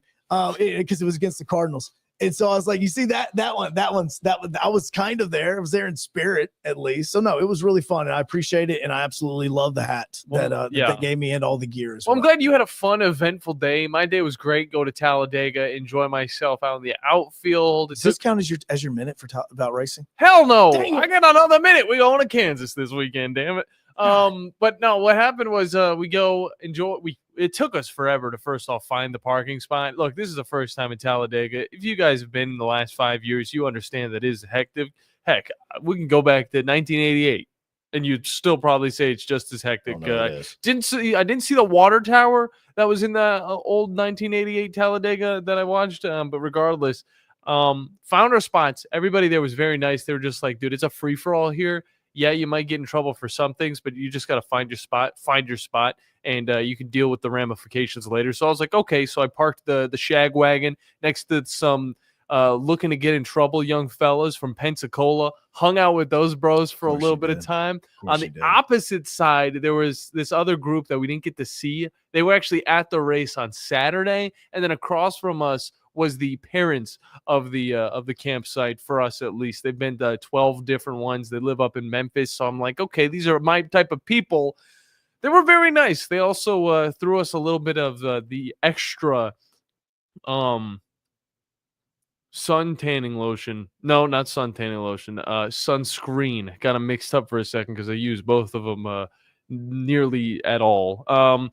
Regardless, it was a very fun time finding the camping spot. Next day was going to be great, Joe. Obviously, you sent me that text the day before. I was already 3 drinks deep and counting. And then the next day comes by. Summer's getting ready. I'm already pumped up. I woke up at like 5 o'clock. I woke up at first time. Woke up at 3 o'clock in the morning. The looking to get in trouble young fellows from Pensacola, they decided to get back from infield, which we were there. Saw some things, almost saw a concert, decided to go sleep around 11 o'clock. These guys show up at 3 o'clock in the middle of the night. I'm inside the shag wagon. We have curtains up, and I'm like, who turned on the flipping lights? Because they turned on their truck, had their high beams blasting into my vehicle. And I was just like, well, I guess I'm awake. And I was wide awake. I could have got up. I could have walked back into the infield and continued to party. But regardless, next day comes. It's very hot. Not a lot of shade. Summer's recuperating from the night before. I'm feeling some type of way. We end up going to Talladega, and then Summer can't hang with the boys. And she's feeling a little bit of heat stroke. She's also wearing a hat. And Tom already made fun of me plenty of times from this. I don't care what he's got to say. He's never been to Dega. He doesn't know. How has he never been to Dega? I don't know. Because he's I don't want to say he's a fake fan. He's more of a fan than I am. But you know what? He could say what he wants, but he hasn't been to Dega. He don't know how it go. But regardless, it was a fun trip. But Joe, I didn't get to actually experience Dega in its own right. Regardless, we still watched the race whenever we got back home. I'm not trying to be rude. I think you are trying to be rude. You raising your hand like I'm a teacher. I'm your co-host. I'm being cordial with this because we do have developing news right now. Well, that's fine. You can let it breathe for a second. What is do you want me to play the sound? One second. I mean, you don't have to. No. Give me do we have a sounder? This is my job. Let me find it for a second. I'm gonna say it's not like I ever do this thing. I think this.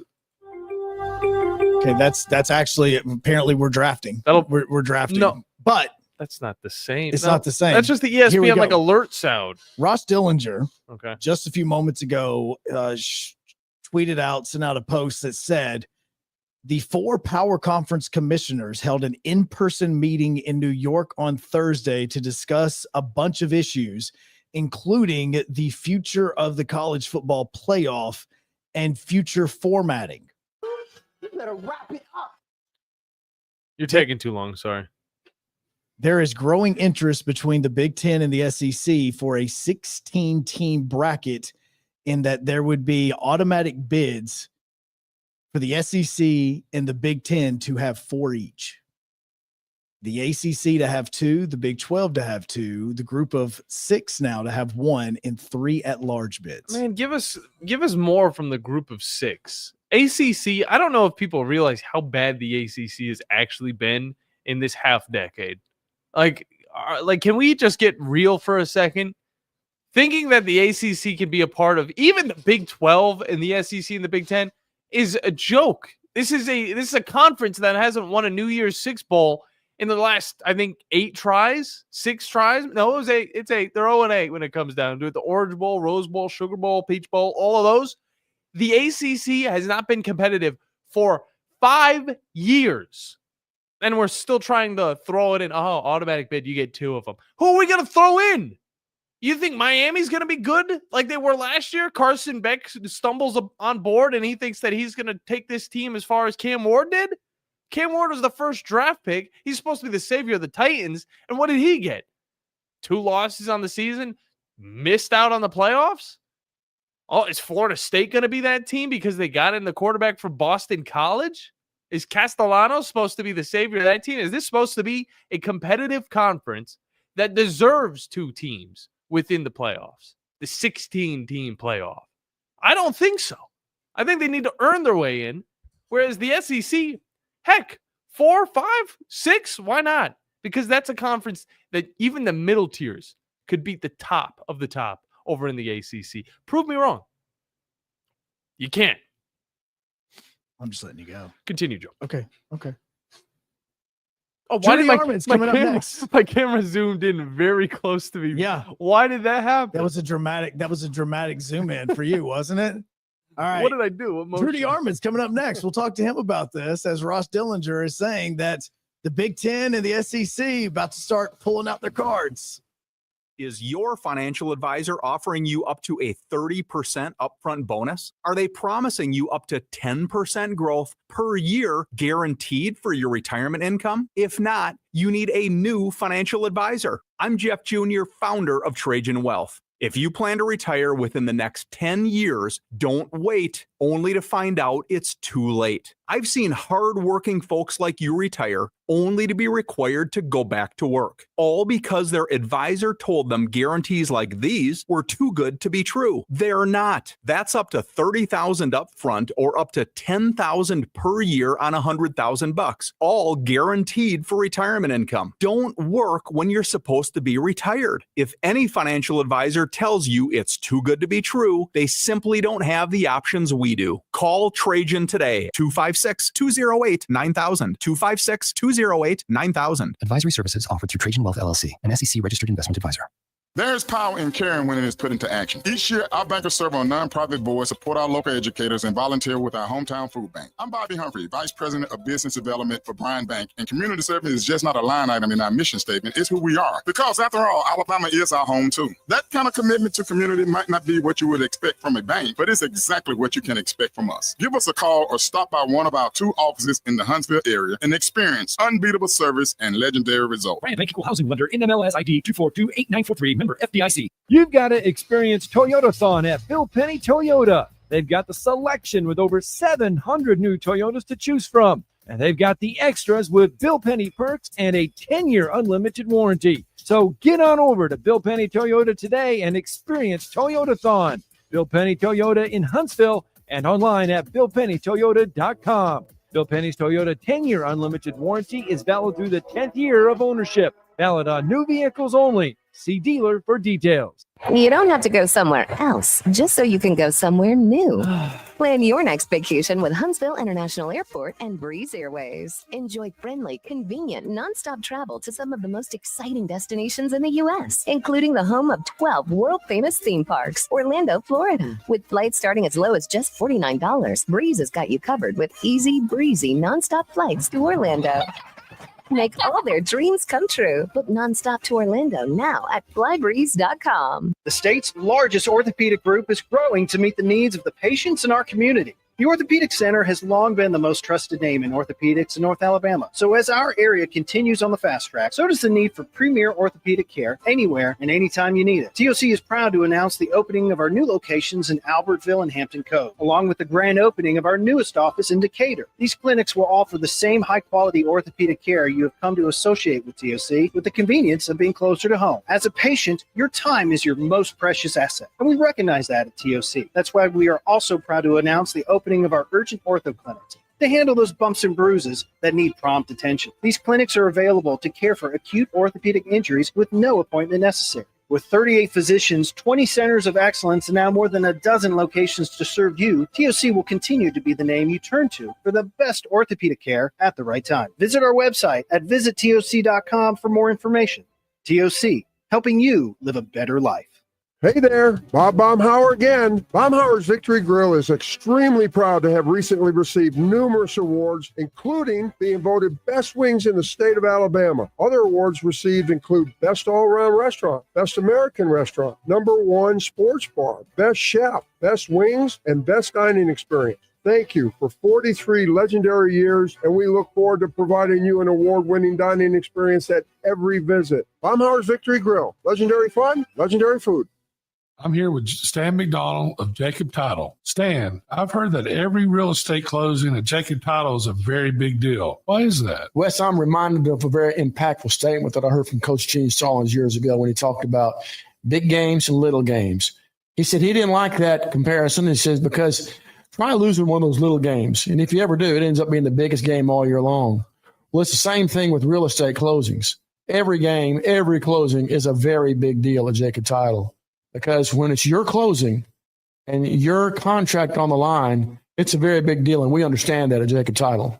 So it sounds like whether your client is a first-time residential buyer or a multi-million-dollar investor, they can expect your A game. That's exactly right. As a matter of fact, when you bring your real estate closing to us at Jacob Title, we understand it's all about trust and confidence.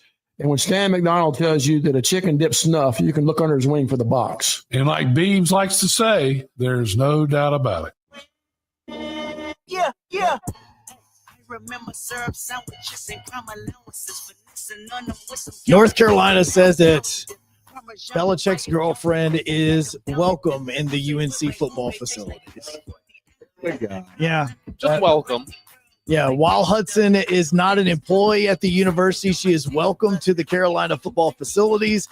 Jordan will continue to manage all activities related to Coach Belichick's personal brand outside. Who announced all this? This is actually the university that was commenting to the Athletic. Oh, well, so Pablo Liberal Torre was wrong, or he forced their hand, so they had to react. because I told you Belichick wouldn't like that. Yeah. That, by the way, he's Rudy Armand as he's hopping in, and I did just kind of just roll right into this here on the Blitz on 97.7 ESPN The Zone and WZZN TV. Well, I'm sorry. I was looking at I just commented because I was looking at this story while I was over there in John's palatial part of the office here, and I was just I'm going through social media reacting to the world of sports, and I went to Pablo Torre's Twitter account. I wished I hadn't now, but anyway, I just wanted, because he was the one that originally reported it, so I just wanted to see what he was saying. Right. He was too busy trying to take pot shots at President Trump and everybody else.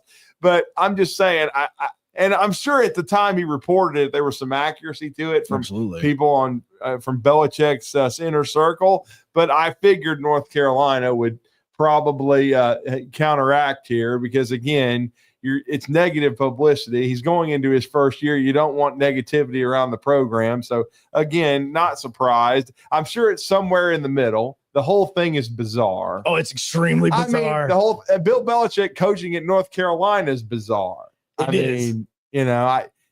I would have thought he would be coaching the Atlanta Falcons or somebody at this point. But no, he's in college for some weird, strange reason. He and Michael Lombardi been a guest on The Drive many times, but Michael Lombardi, the general manager of and it's crazy because before all that came out, it was Ross Dillinger that was talking about this in-person meeting that happened yesterday in New York with the 4 power conference commissioners, and the fact that they met there, and the Big Ten and the SEC are now more in favor of a 16-team bracket where it would include 4 automatic bids for the SEC and the Big Ten. We knew this is where it was going. I mean, Joe, we got one more year of this system. It was a 2-year contract.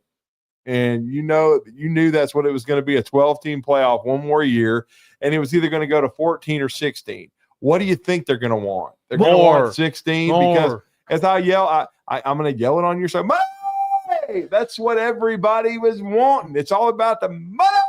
Red flag. Oh, yeah. Well, I don't know if that's a red flag. Like, green flag, money. Beige flag. There you go. Yeah. So it's about the money. And so we knew this was going to expand to 16 teams, and probably for this to happen, there probably will be 4 bids to the Big Ten, 4 bids to the SEC. This is just the way it's going to be. And to be honest with you, we all watched the playoff last year. We know that's the 2 power conferences in football right now. I mean, the ACC, the Big 12, God bless them, but they just don't match up. And then you can throw a bone to a couple of group of 5 teams, but in football, not in baseball, not in basketball. I mean, but in football, most of the time it's a sacrificial lamb. You're going to get smashed. Now, that's the beautiful thing about baseball, and that's why I've always been a big college baseball fan, because you can have crazy things happen. You can have Coastal Carolina in 2016, I believe it was, where they won the College World Series as a mid-major.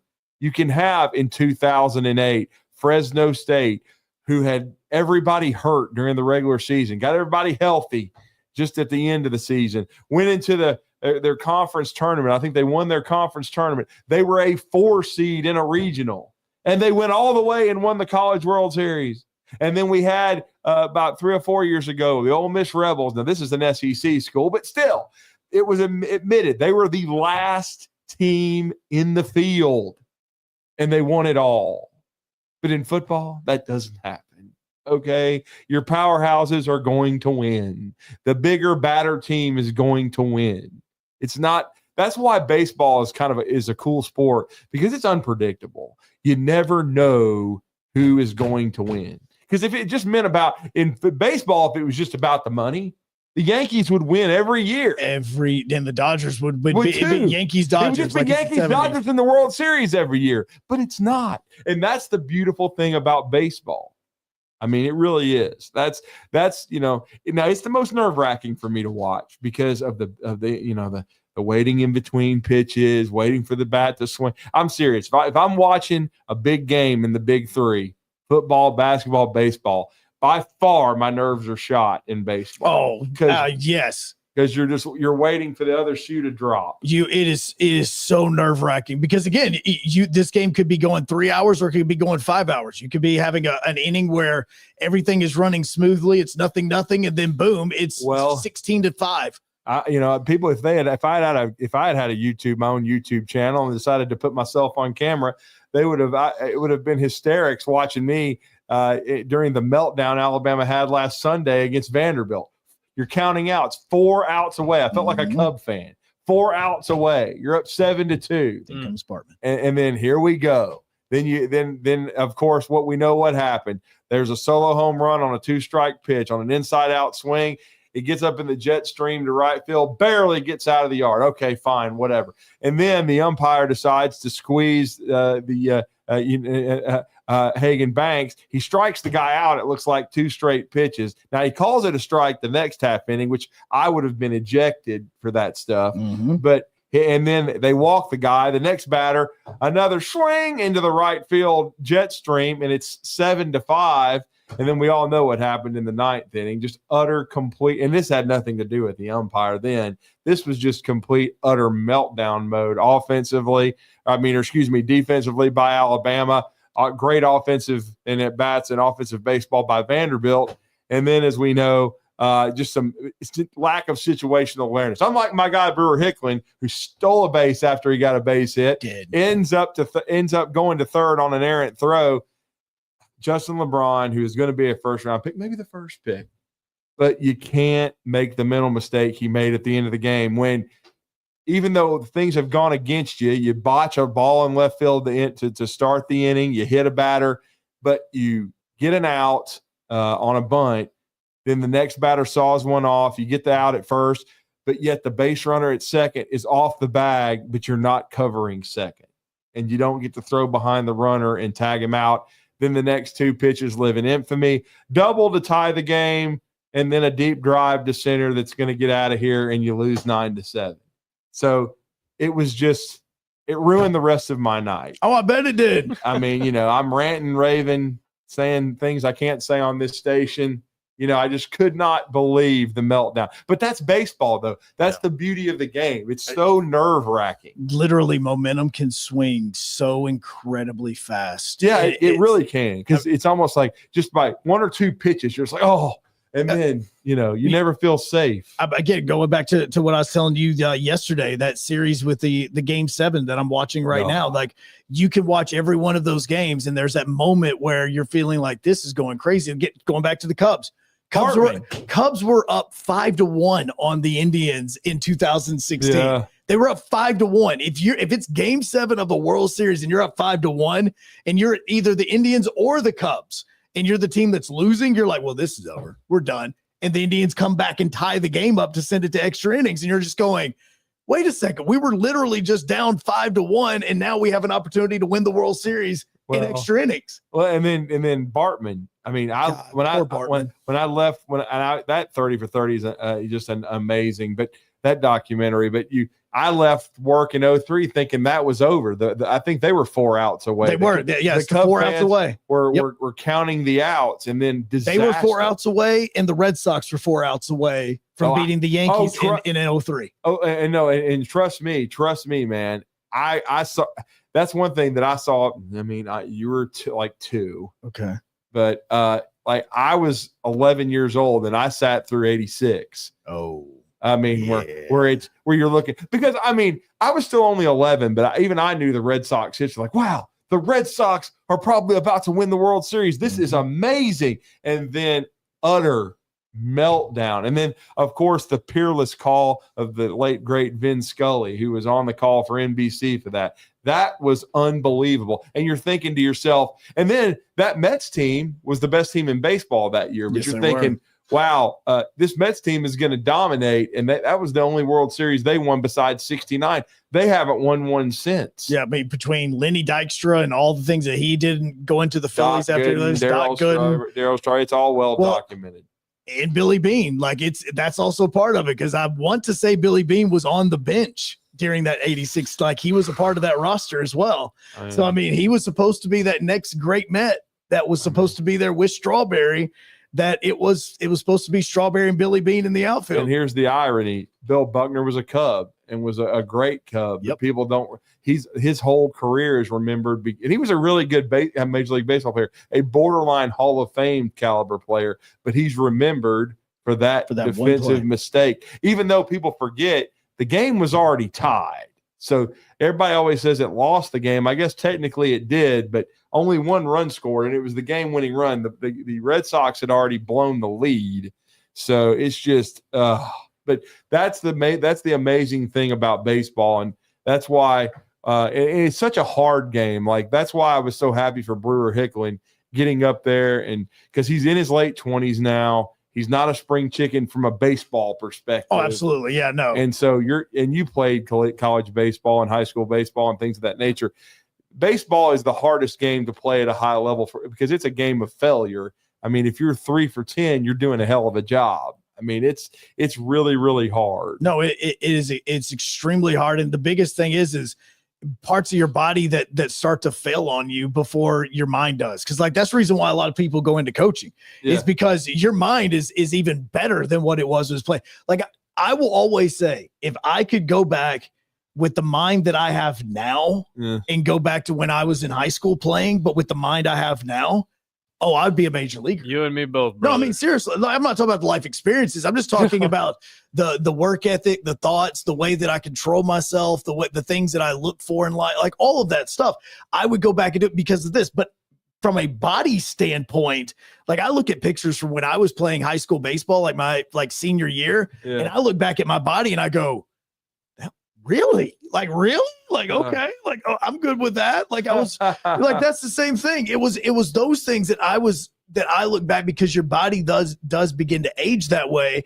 And that's why even at 29 and 28, like, you start to have to think about, how many more years do I have left? It's awesome for him to be on a Detroit team that honestly is one of the best teams in the AL Central. I mean, they made the playoffs last year. That is a very good team that he could be a part of, even if it's just in a bench role. And you talked about the stolen base.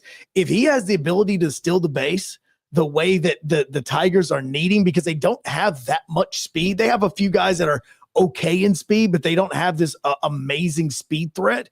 If he could be that for them, then he's got a role. It's just like Rhett Bryan was talking about earlier with, hey, this guy's a great quarterback or a cornerback in Lemons, but you know what? His real thing is he's a great punt returner. Well, if you can be a great punt returner, they'll put you on the 2 deep just so they have you on the roster for punt returns. Same thing for him. If he can steal bases, then he's got himself a spot on the roster. And we've been blessed with it. People don't understand how much talent's been going through here baseball-wise the last 15 years or so, because we've had guys like Justin Foscue go to Mississippi State, become a first-round pick. We had him on when he was drafted by the Rangers.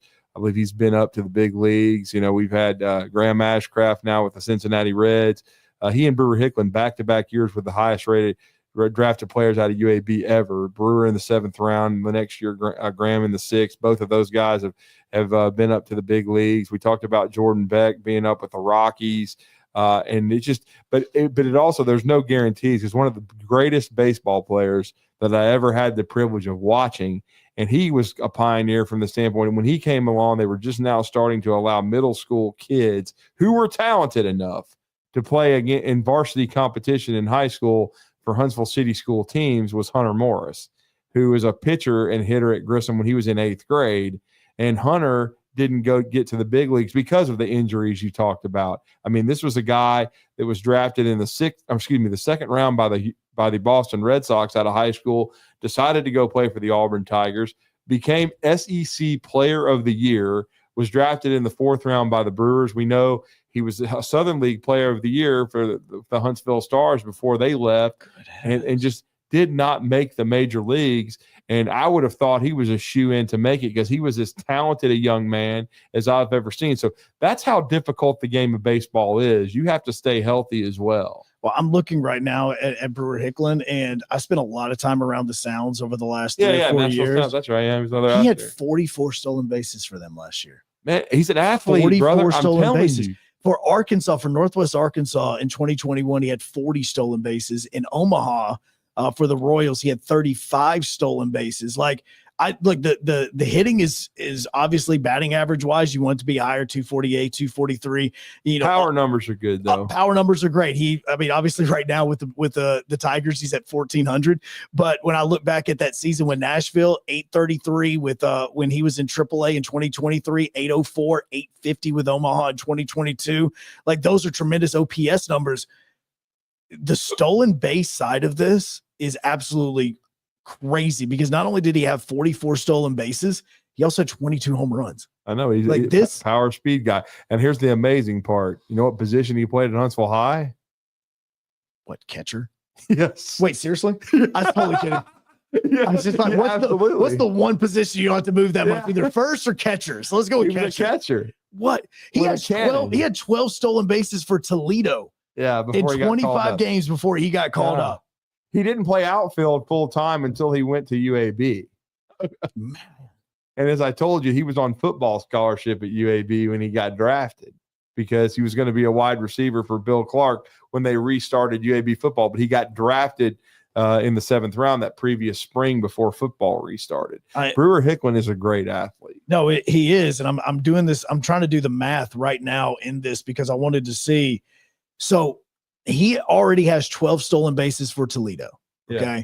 So I'm looking at this and I'm thinking, okay, that is 12 stolen bases in 25 games. Mm-hmm. That is on pace. If he would have stayed in Toledo, that is on pace for 72 stolen bases this season. He can play. He just needs this opportunity, man. I mean, I'm hoping that the Detroit Tigers will be it. I mean, they've already had a great story with Chase Lee of Alabama fame being called up to be one of their middle relievers. And Chase, as we've said, was a walk-on who got cut his first year and was told to play intramurals. And then when he came and tried out again as a sophomore, they changed his delivery, and the rest is history. He became an all-SEC reliever and one of the best relievers in Alabama baseball history, got drafted by the Rangers and is now with Detroit after getting traded over there last year. So baseball is just an amazing sport, and sometimes it's late bloomers, just sometimes it's a break here or there. And again, and just also just to give the luck of staying healthy and getting the right team to give you a chance. Yeah, I mean, that's the biggest thing too, is getting the reps, because it is very hard to be a bench player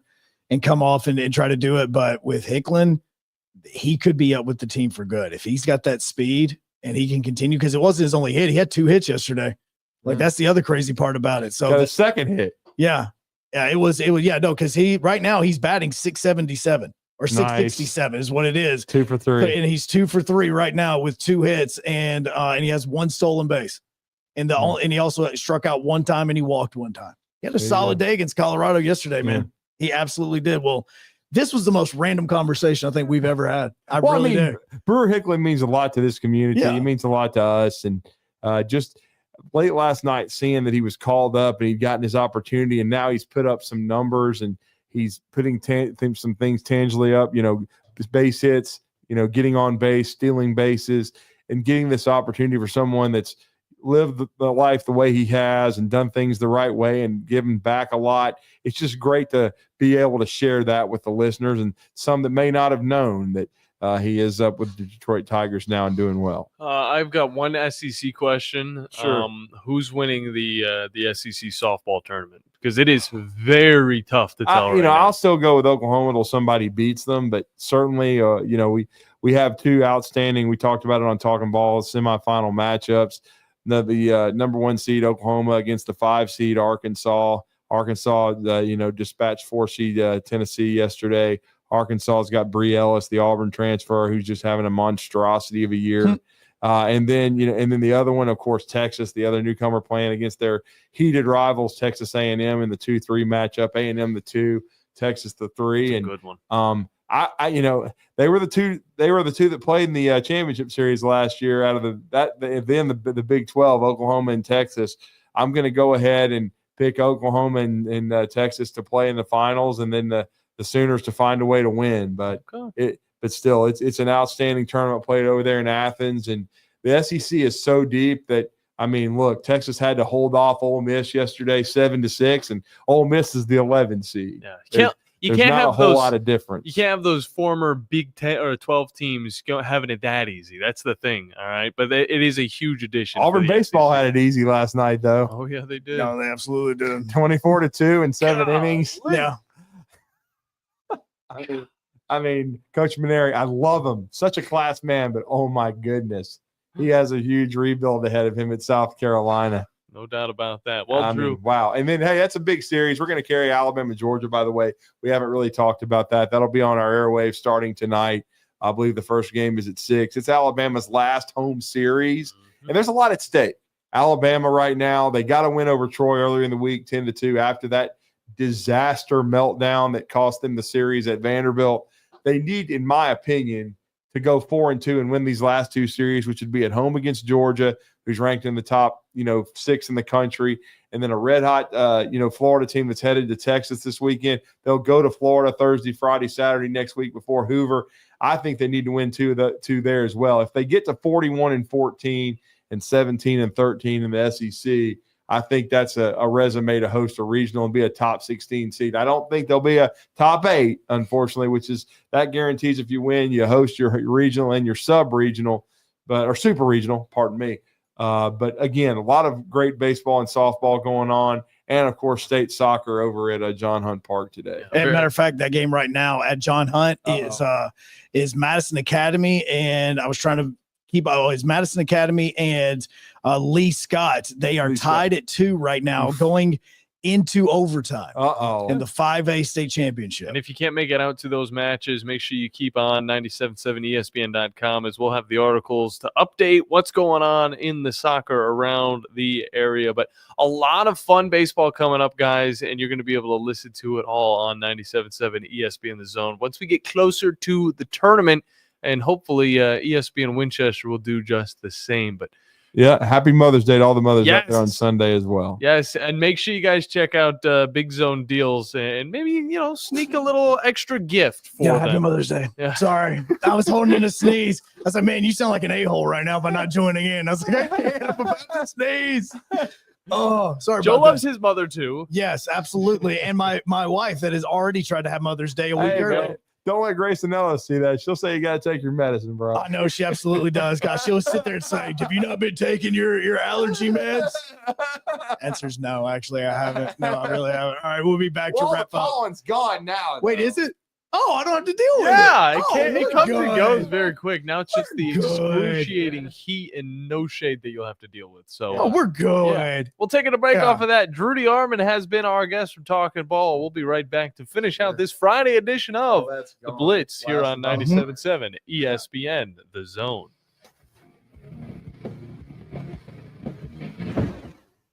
The state's largest orthopedic group is growing to meet the needs of the patients in our community. The Orthopedic Center has long been the most trusted name in orthopedics in North Alabama. So as our area continues on the fast track, so does the need for premier orthopedic care anywhere and anytime you need it. TOC is proud to announce the opening of our new locations in Albertville and Hampton Cove, along with the grand opening of our newest office in Decatur. These clinics will offer the same high-quality orthopedic care you have come to associate with TOC, with the convenience of being closer to home. As a patient, your time is your most precious asset, and we recognize that at TOC. That's why we are also proud to announce the opening of our urgent ortho clinics to handle those bumps and bruises that need prompt attention. These clinics are available to care for acute orthopedic injuries with no appointment necessary. With 38 physicians, 20 centers of excellence, and now more than a dozen locations to serve you, TOC will continue to be the name you turn to for the best orthopedic care at the right time. Visit our website at visittoc.com for more information.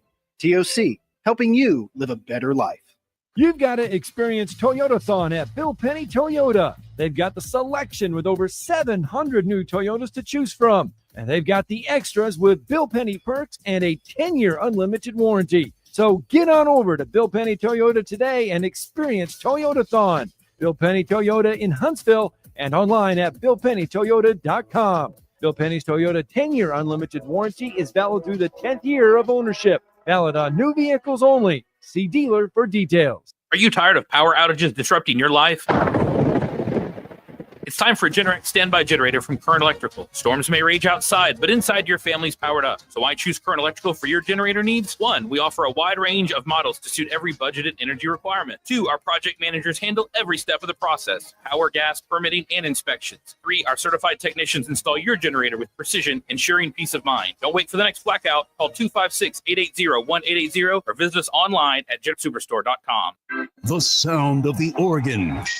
The crack of the bat. It is gone. The sight of watching the ball go over the wall. And the taste of peanuts and Cracker Jacks. There's nothing like it. It's America's pastime. From the first pitch to the final out, you can hear every game right here on your home for Alabama baseball. Your home of the Alabama Crimson Tide is 97.7 ESPN, The Zone. The company is Eagle Masonry and Insulation, but did you know they're also Eagle Landscaping and Dirt Work? Eagle can take care of all your landscaping needs, including irrigation, sod work, and planting, both plants and trees. On the dirt work side, Eagle can grade and build your pads, haul dirt in or out, and even do erosion control. Philip Love and his team can do it all for you. The website is the same, insulatewitheagle.com, as is the phone number, 256-755-1556. Give them a call and see what Eagle can do for you. Eagle saves you time. Eagle saves you money. Specializing in simple and affordable rentals, McCurry Van and Car Rental can make sure you have just the right vehicle for your next family vacation, weekend getaway, or if you just need transportation while your vehicle is being repaired. McCurry carries Ford Transit vans and Mercedes Sprinter vans, trucks and work vans, and more. And they offer discounted rental rates for long-term rentals. Now with 4 locations: Athens, Muscle Shoals, Coleman, and Huntsville. Log on McCurryRentals.com to make your reservation now. That's McCurryRentals.com. SportsMed is the official team physicians of the Rocket City Trash Pandas. And if the pros trust SportsMed, you can too. SportsMed provides every service you might need for complete orthopedic care, specializing in orthopedic surgery, sports medicine, joint replacement, spine surgery, neurosurgery, and podiatry. And they offer their own brace shop, in-house full-body MRI, physical therapy, walk-in clinic, and so much more. 4 locations and on the web at sportsmedalabama.com. From Coleman to Fayetteville and all points in between. Son, pull the hammer back. Smokey's coming at you in a plain white wrapper. 97.7 ESPN, The Zone.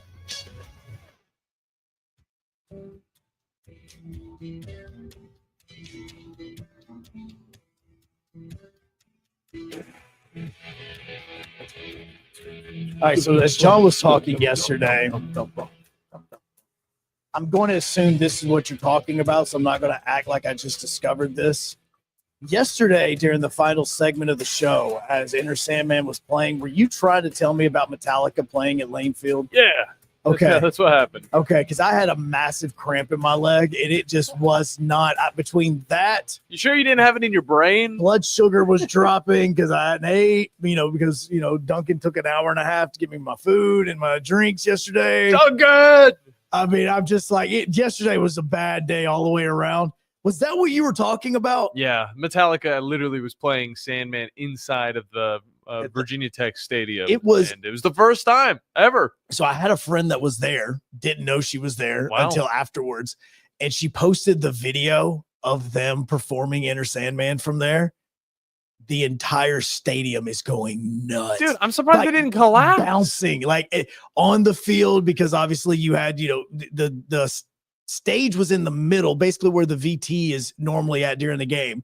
Stadium had the stage in the middle, surrounded by standing room only seats and all that. It probably wasn't standing room only. They're probably real seats. And they're just bouncing up and down. And the moment the song hits, the whole stadium just erupts. Look, I don't want to be rude to Virginia Tech, but Joe, can you please tell me something that's not Sandman, Enter the Sandman, that Virginia Tech gets hyped about? Thanksgiving? Bricks? I don't know. Tell me The bricks something. are pretty cool. Tell me something that this generation can get hyped with at Virginia Tech. Not the learning. Oh, come on, man. Their mascot is a castrated turkey. That's what I'm saying. Thanksgiving? How much cooler is that? That's right. It's our time. It's not hype though. This is our time. And I don't think it's cute. I don't think it's king hype. of the castrated turkeys. It is a very noticeable, what it is. You know it's Virginia Tech's dude. What is his name? What is his name anyway? What do you mean, Virginia Tech's dude? Their mascot. What's his name? I don't know his name. I know it's castrated turkey though. Here's the thing. Whenever you think Virginia Tech, it's a Hokie. You're thinking maybe their color scheme, the VT, nerds, and nerds. Where did nerds? End of the same. It's a tech school. Come on, Joe. I don't think of them as nerds. It's a tech school, Joe. Come on now. I don't. I thought of them as a football program. I would always play as VT whenever I was. They got cool uniforms. They got man. legit uniforms. Yeah. I mean, the whole thing in Blacksburg, Virginia is amazing. Bring back the mascot games. Can we do that? In all 26? this stuff is legit. By the way, speaking of Virginia Tech and what conference are they in? ACC. So Ross Dillinger as well as talking about this 14 and 16 team model that's being discussed right now between all the commissioners and this, meeting of the mafias, all the different families. All the families getting together. The families got together. Talking about that gabagoo. So what he did is he did an exercise from all the way from 2014 all the way to 2025 of the top 16 teams in the country at the end of the regular season. Okay. All right. And he averaged them out. And what did we talk about earlier when it was, hey, this is the model that the SEC and the Big Ten are pushing for? 4 teams, automatic qualifiers for the SEC and the Big Ten. Yeah. For the Big 12 and the ACC getting 2. Group of 5 and Notre Dame getting 1, obviously, if they are in the top 16 for Notre Dame. So he did an exercise in looking at the average number of teams each conference had in the top 16 from 2014 until now during the college football playoff era. Notre Dame was in the top 16 7 times. Understandable. The group of 5 averaged 0.36 teams in the top 16. The ACC averaged 2.1 teams in the top 16. Trash. The Big 12 averaged 2.4 teams in the top 16. And the SEC and the Big 10 averaged 5 and 5.3. Wow. So it's a big jump. That's a big jump. So take out the part of here's our automatic qualifiers and all this. The math actually adds up that the 4-4, 2-2-1 and all the at-larges and all that actually should be giving the SEC and the Big Ten 5 automatic qualifiers, not 4. And that wouldn't surprise. Look, that's where this whole thing is going to go. It's going to get to the point where more teams merge inside of the SEC, the Big Ten, and then it's going to get to the point where it's going to make up for a majority. 10 teams are going to be in those 2 conferences. And who knows? It might even expand even more because people just want more football. But then the rest, and I hate to say it, should be the ACC, should be the Big 12, and then whoever the hell's getting in after them, they can come in as well. But and people want to get upset about they want to go. Now, these are also, by the way, with his numbers, this is also utilizing Texas and Oklahoma as SEC schools. Okay. So it's considering realignment and all that. different. So that's part of the reason why with the Big 12. But the math adds up to this is what we're talking about is in your average anyway is only having 2 teams in the top 16 for the ACC and the Big 10. Oh, love to know your guys' opinions on it, but we're out of time. Tom Abraham Show coming up at noon. Look forward to the Braves versus the Pirates. They try and get even yet again. On top of that, 500, not even 500. Happy Mother's Day. Happy Mother's Day. Have a wonderful weekend. Happy Mother's Day. Joe. You have a great. Happy Mother's Day. You talked over the ads. Roofing and restoration. Sam, tell the folks about Fleming Roofing and Restoration. Hey, Wes. Our company, Fleming Roofing and Restoration, specializes in commercial and residential roofing and repairs. I'm a 5th-generation Huntsvillian, and our family's been doing construction business in Huntsville area since 1965. Sam, what kind of roofs does Fleming Roofing and Restoration do? Our guys are skilled enough. We can come out and address any kind of leaks or issues you might have on your commercial, on your metal roofing, on your shingles. We can do anything, and we can offer you a solution to repair it or